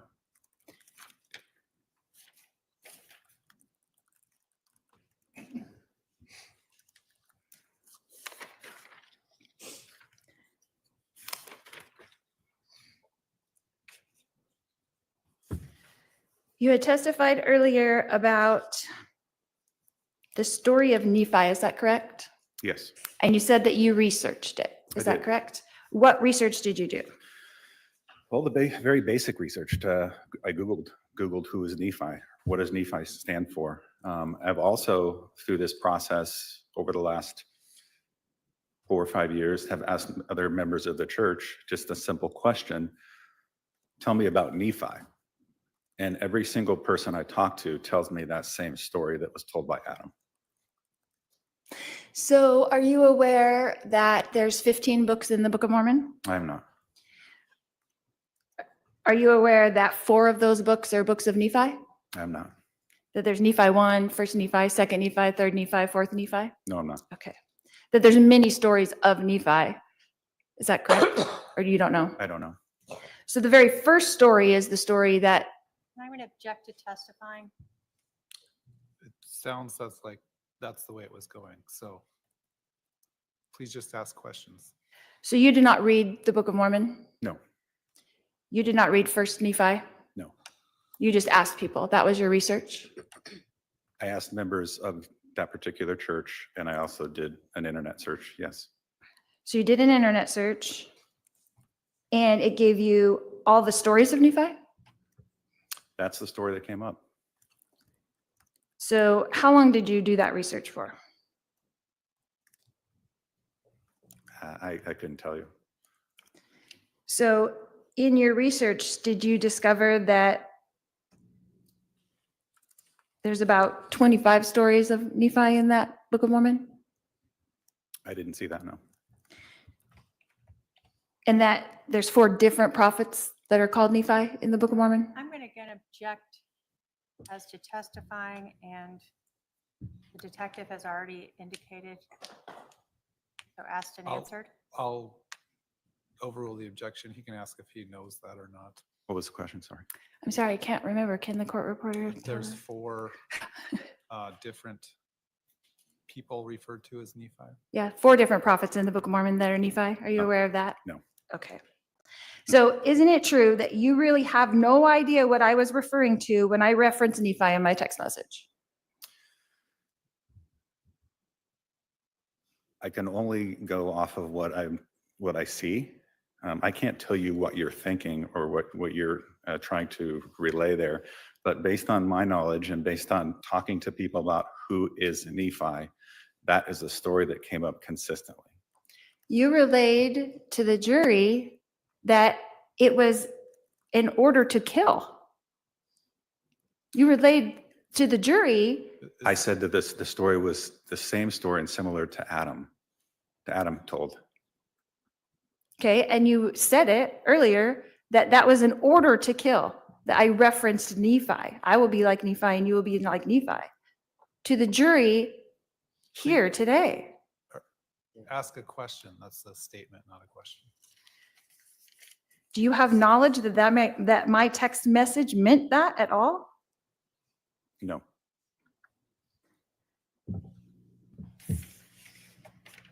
Are you aware through all of your investigation of this case that my brother was a stand-up comedian, Alex? I had heard that, yes. And that everything is a joke to Alex? I can't speak for that. So when you're interpreting all these text messages and making all these assumptions, half of them could be jokes and you would not know that? Objection, speculation. Sustained. Were you speculating when you read my text messages? I think I'm just reading your text messages. I don't think I was drawing any inference from them. I was just simply reading them. Well, today you were explaining them to the jury. Is that true? Those were read. There was no explanation as to what it meant.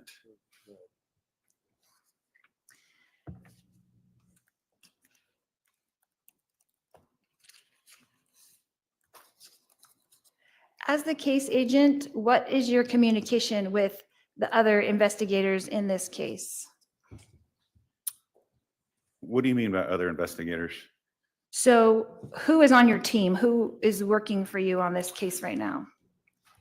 I'm the only person working on the case right now. Back in the, when we were investigating it, it would have been myself and Detective Coons.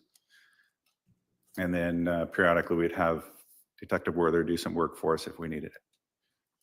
And then do you guys communicate through emails or calls or text messages, or how does that work? Well, unfortunately, we're cramped in a small little area, so we have the ability to just talk to each other. So no reports are really made of that communication. You're just talking? Correct.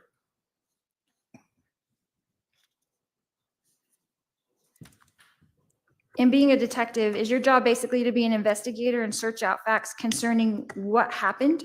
Yes, Do you feel like you've done that in this case? I do. So by not testing any of those things, you feel like you've done everything you could possibly do to tell the jury and to tell us what happened that day on July 11th, even though you weren't present? Correct. You're confident in that? I'm confident.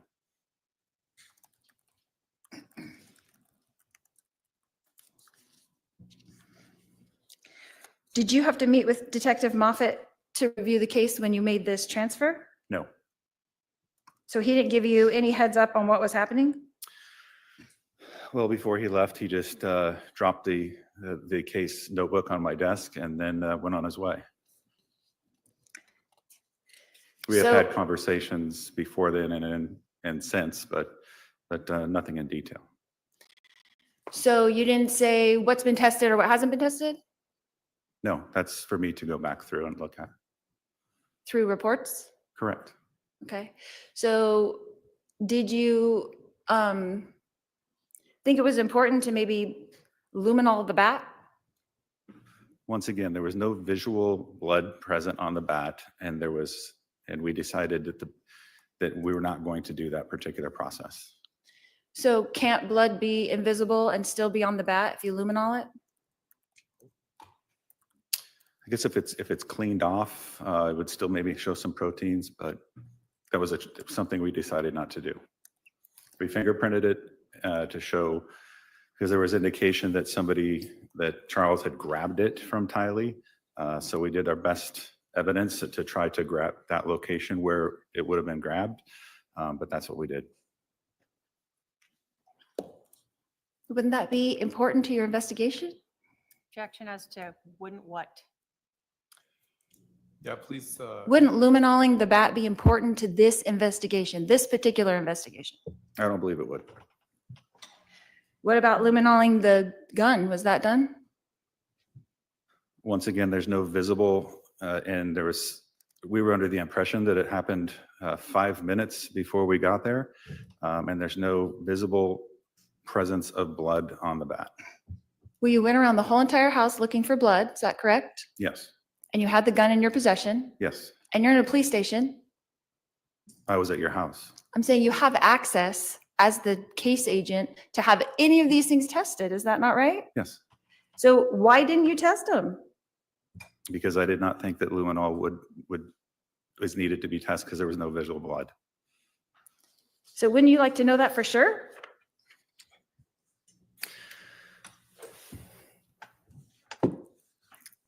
I guess we make choices and we make decisions through this process based on the facts that we have and the facts that are presented to us. And based on the facts presented to us and what we saw and what we had, I did not feel that was necessary. You have charged me with a crime. Is that correct? I have not, no. You have helped them charge me with a crime. Is that correct? The state of Arizona? I conducted an investigation and I sent it forward, yes. And you did not feel it was necessary to test any of these things? Objection. As Honor. the case Asked and agent. Answered like 4 times. Sustained.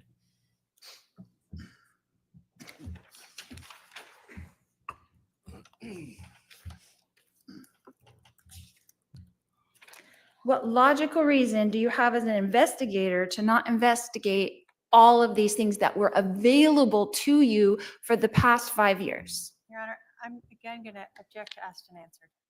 If there's a specific thing that That's hasn't been asked, That's a really very broad question. I'll sustain the objection. Yeah. That's all I have, Your Honor. Redirect.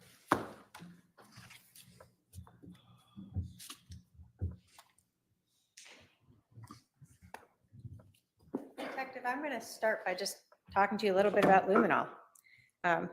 Is luminol a process used where you believe a scene has been cleaned up, like somebody actually attempted to remove blood from the scene, and so it's been diluted?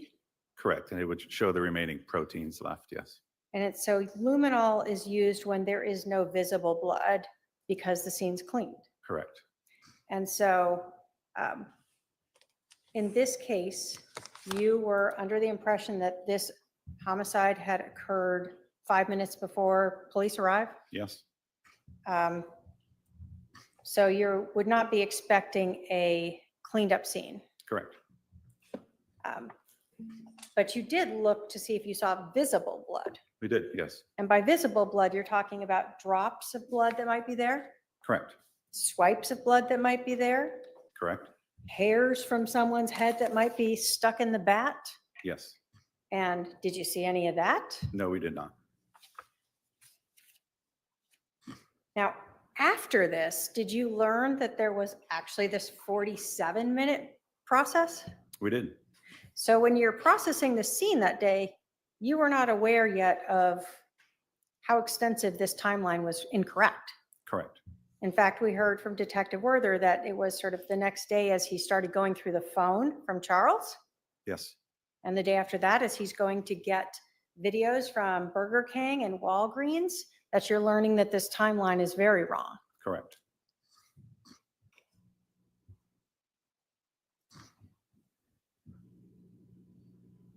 I want to talk about the data that you have reviewed in this case. When you talk about what was reviewed, whether by you, well, let's just say by you. In these iCloud accounts, are you talking terabytes of data?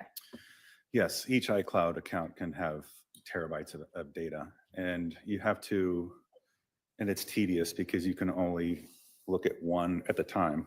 We can only look at one particular iCloud at a time and go through that, make notes. Then you'd have to shut down, open up another, and look through one iCloud at a time, and then try to, with your notes, to mash these together. So it was a very labor-intensive process. And as you're looking through this, are you then learning more things that then makes you have to go back to the other iCloud account to try to see what you could find in that? Absolutely. So when we come in here with just a few documents and a few things, would it be fair to say that's just a grain of what you've gone through? Absolutely.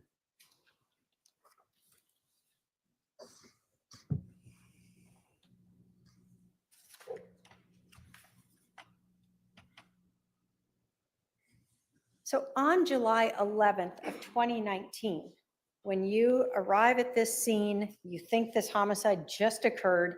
Did you understand at that time the relevance of cell phone or iCloud data? No, what's something that happened, what sounded like it was a rather quick incident. It just happened 5 minutes ago. I wouldn't think of the necessity for cell phone data, like to show planning or anything like that, or show conversations over the weeks and months. Sometimes we get cases where, oh, this person's had beef with me forever. Obviously, I am going to want to take that phone and go look through that. But in this case, we just had something reported to us that happened just 5 minutes and very limited information, as it was almost an impromptu attack. We had no information at the time that this is something that had weeks, if not months, of planning. On July 11th of 2019, did you start to see inconsistencies between the statements that were being given, the timeline, and the physical evidence at the scene? Did you start to see some inconsistencies? Yes. For instance, you were provided with a self-defense theory. Did you see inconsistencies between that statement and what you're seeing at the scene? Yes. And that's where we're talking about the location of the bullet wounds to Charles, the bullet strike under his left shoulder, and the bullet being by his left shoulder for one of those shots. Correct. But again, you're still not aware of the background of these individuals. Correct. As you began learning more information about the interaction between Charles and Lori Vallow and learned about the individuals, were you then able to obtain information to allow you to write search warrants to even obtain phone records and iCloud accounts? Yes. So that's not just something you can be like, hey, I just want that, so I'm just going to ask iCloud for it and I'll just hand that right over? Correct. You have to have probable cause in order to get that.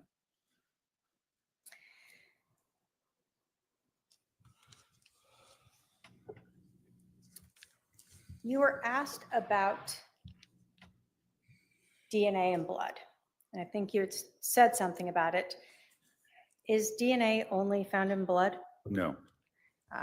So saliva can have it, Correct. sweat.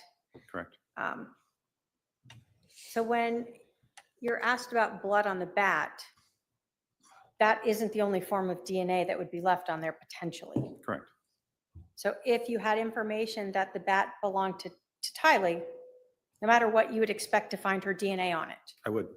Not, regardless of whether she ever bled on it, right? Correct. Was blood something different you were looking for, though? It was. And was that due to the fact that there's this allegation that Alex Cox was hit in the head with the bat? Yes. And so we have the bat here. You looked at it yourself, did Yep. not see visible blood, It did not. and we have someone else who processed it and didn't see visible blood on it. Correct. Even on the edge top of it, do you see any sort of damage to that plastic around the tip of it? I do not. If you had processed that bat for DNA and you found Tylee's DNA on that, would you have told you that she put it on there on July 11th? Did they ticky mark that for you? It would not. Just say it was on there, right? Correct. Are you able to time that in any way? No.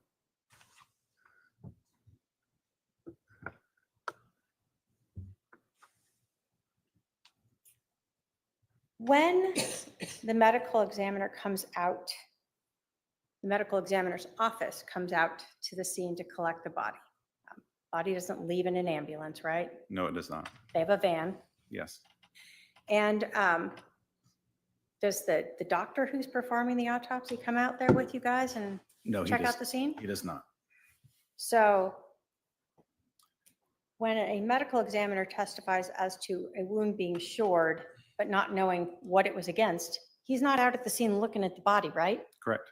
He's not out at the scene looking at the projectile defect or on the ground underneath Charles's left shoulder. Correct.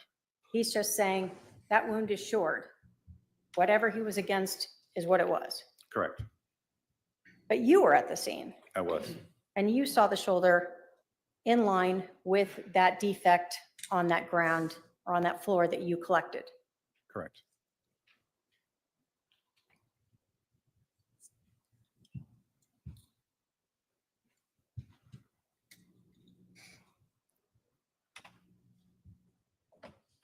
Now, did you ever have any information that Janice Cox or Barry Cox or Summer Shiflett were present at 5531 South Four Peaks on July 11th? We did not. In fact, it appeared that Summer was actually going out of town, so she wasn't going to be around on the 11th. Correct. Now, you had mentioned that you were present when Summer and Janice were interviewed. Was that when the state interviewed them when they were listed as witnesses potentially for the defendant? That is correct. And in fact, did you recall Summer being asked about her offering her house to the defendant to stay at? I do. What we had seen in the text message. Correct. Was there anything about that statement that appeared to be untrue based upon your hearing or participating in that? There's nothing.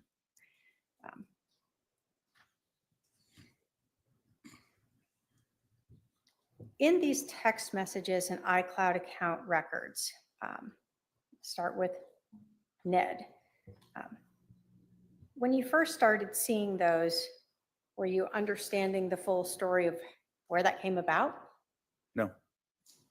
Did you then have to look to other people who, like Serena Sharp or Christina Atwood or others who were aware of who Ned was, Correct. what Ned was? Yes. In terms of Nephi, you said that we heard from Adam when he's asked about Nephi, what that meant to him. Correct. And he provided us with a story of Nephi and Laban, right? Correct. You said you Googled this like many of us do, right? Start out there. Right. And then you actually spoke to other members of the Church of Jesus Christ of Latter-day Saints. I did. Was that to make sure that you weren't missing something? It was to make sure that there wasn't another story that might be out there that he's known for. And so, like I said, I would just randomly ask people that. And every single time I would ask that, that was the story that was told to me. So others who were members of that church spoke the same way that Adam did. Yes.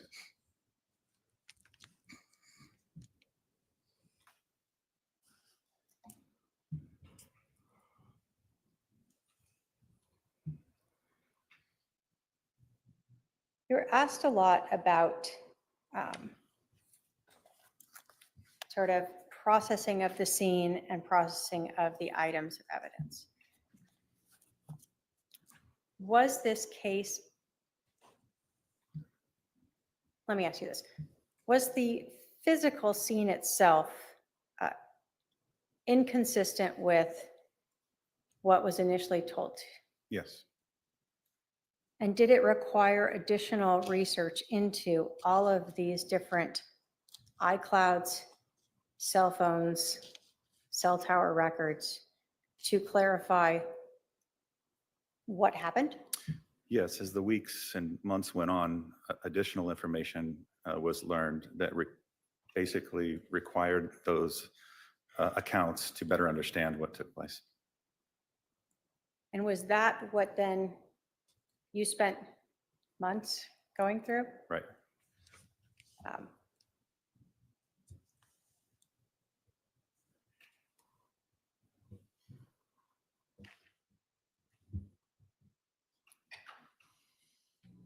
And ultimately, after all of that, is when you eventually presented that case or turned it in to be reviewed.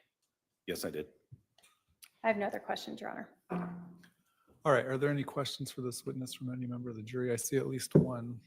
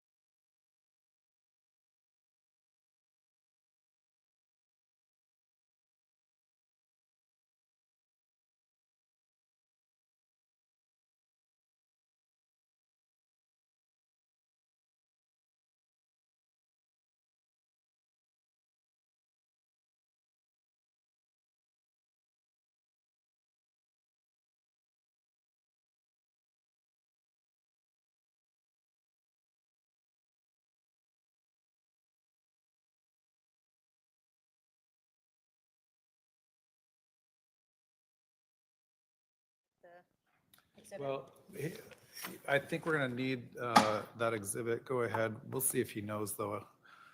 Regarding the pictures on Alex's phone sent to Lori, what was the time on the top left corner of the pictures? Do you recall? I don't know for certain. It was an afternoon. Would it refresh your memory to look at that Yes, photo? yes. What exhibit number is that from? This is 222. All right, so that's been admitted into evidence. Time is 2:13. And the next question is the countertop in that picture, do you recognize that as whether or not that's the same countertop at the the Four Peaks address? That is not the same as the Four Peaks address, no. Okay. Before I go for follow-up to the parties, are there any other juror questions?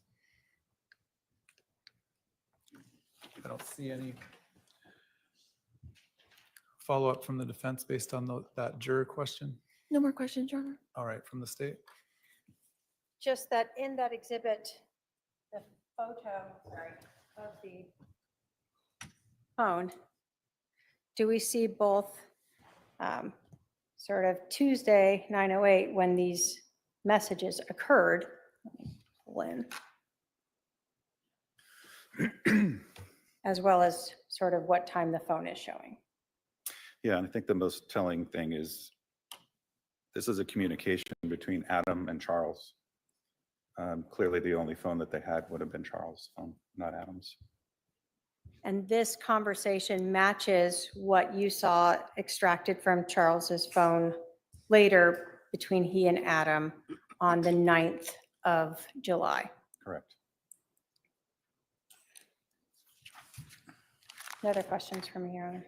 All right, you could step down, sir.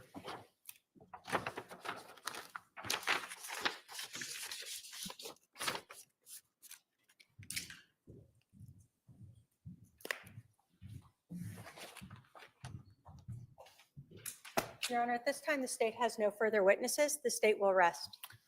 All right, the state has rested its case, which means the state's portion of the evidence is done. I'm going to excuse the jury for a few minutes before you go home for the evening. Let me just do a consultation with the parties about tomorrow's schedule, and I'll let you know what time to report back. It should just be a couple minutes. So please remember the admonition. We'll let you know what time to report back tomorrow. All right, for the jury.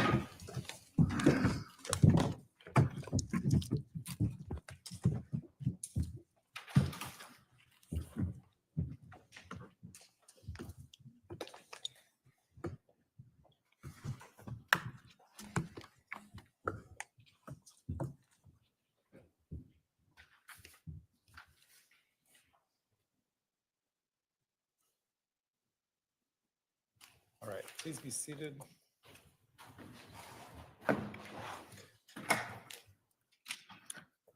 All right. State's rested, so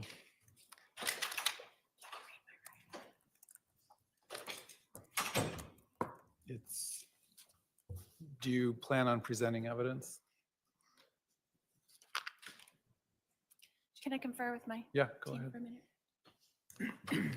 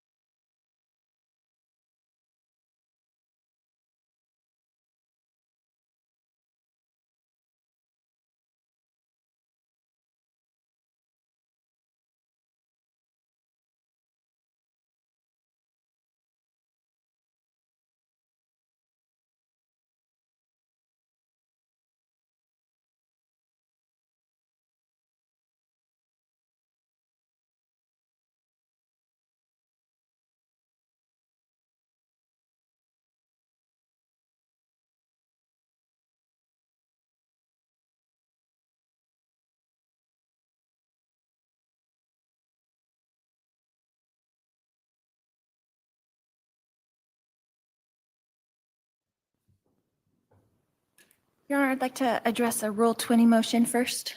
Go ahead. Okay. The state has failed to show substantial evidence for count 1, conspiracy to commit first-degree premeditated murder.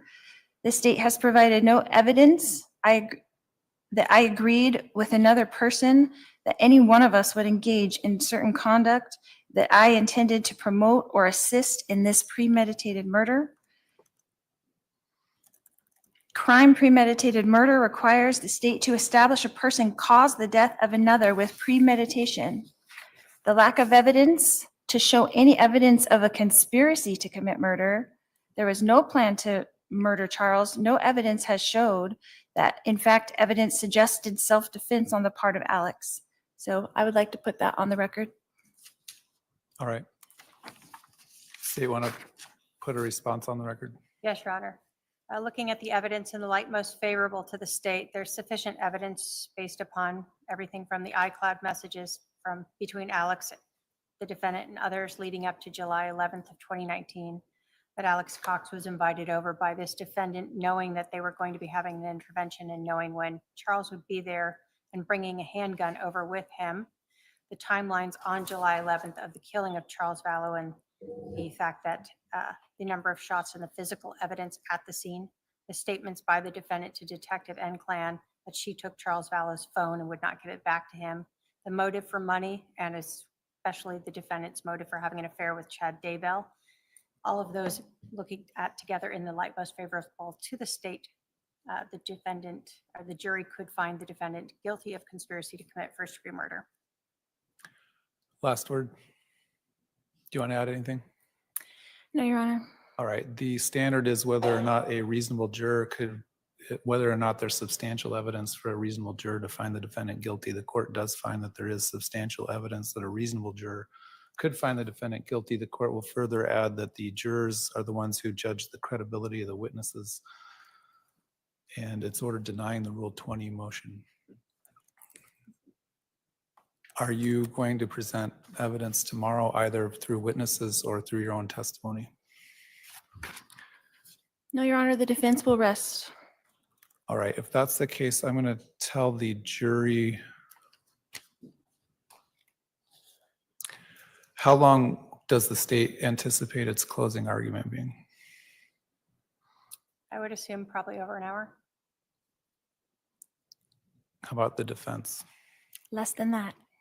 Can we do the closings at 1 p.m.? We can formalize all the jury instructions at 10:30. Your Honor, Is that enough time? the state would request that we do them Monday to ensure that the state would request we do closings Monday to ensure that we don't finish with a rebuttal closing on Monday. Well, I'm willing to go in the morning if we want to start in the morning at 11 and do jury instructions at 10:15 or something like that. Does that work? Again, I'm asking for Monday, but if the court does not allow that, then we'll go whenever the court says tomorrow. Um,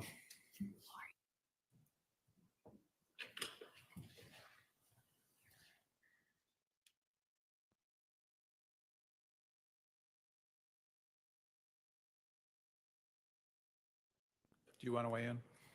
Well, just that we haven't had time to go over the jury instructions. I don't get back to the jail until like 5:30 or 6 o'clock, so You agree then that Monday's better?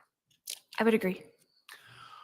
All right, we'll tell the jury to report at 10:30 a.m. on Monday. They don't have to come in tomorrow. Judge, could we have the defendant rest in front of the jury before they leave today? Are you prepared to rest today? If you rest, that means you can't change your mind about testifying. Can we do it on Monday? We can do that on Monday, but if you change your mind, I need to know in advance because it's going to change the jury instructions and it's going to change the schedule. Absolutely, I will let you know. All right. Tell the jury they don't need to report on tomorrow, that they need to report Monday at 10:30 a.m. Okay. So let's meet tomorrow though to finalize the jury instructions. Why don't we just do that at, what's tomorrow, Thursday?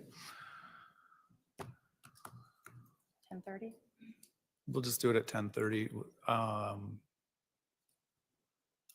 That'll be enough time for you to read those tonight. Yeah, if I could have time to meet with my advisory council before that, that would be great. I can put If it I on the can be calendar. brought in. I can put it on the calendar for 10 and I think well, 11?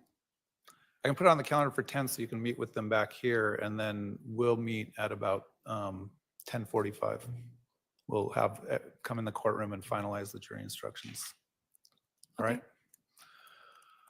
If I did give a copy to your advisory councils as well, or at least one copy there. So if the advisory councils and or the state review that tonight and see something additional or correction that needs to be made, go ahead and give me a heads up so I can be prepared to talk about it tomorrow as well. So, all right, we'll see everyone in court at 10:45, but we'll put it on the calendar for 10 a.m. so that the defendant can meet with her advisory councils at 10 a.m. All right, thank you.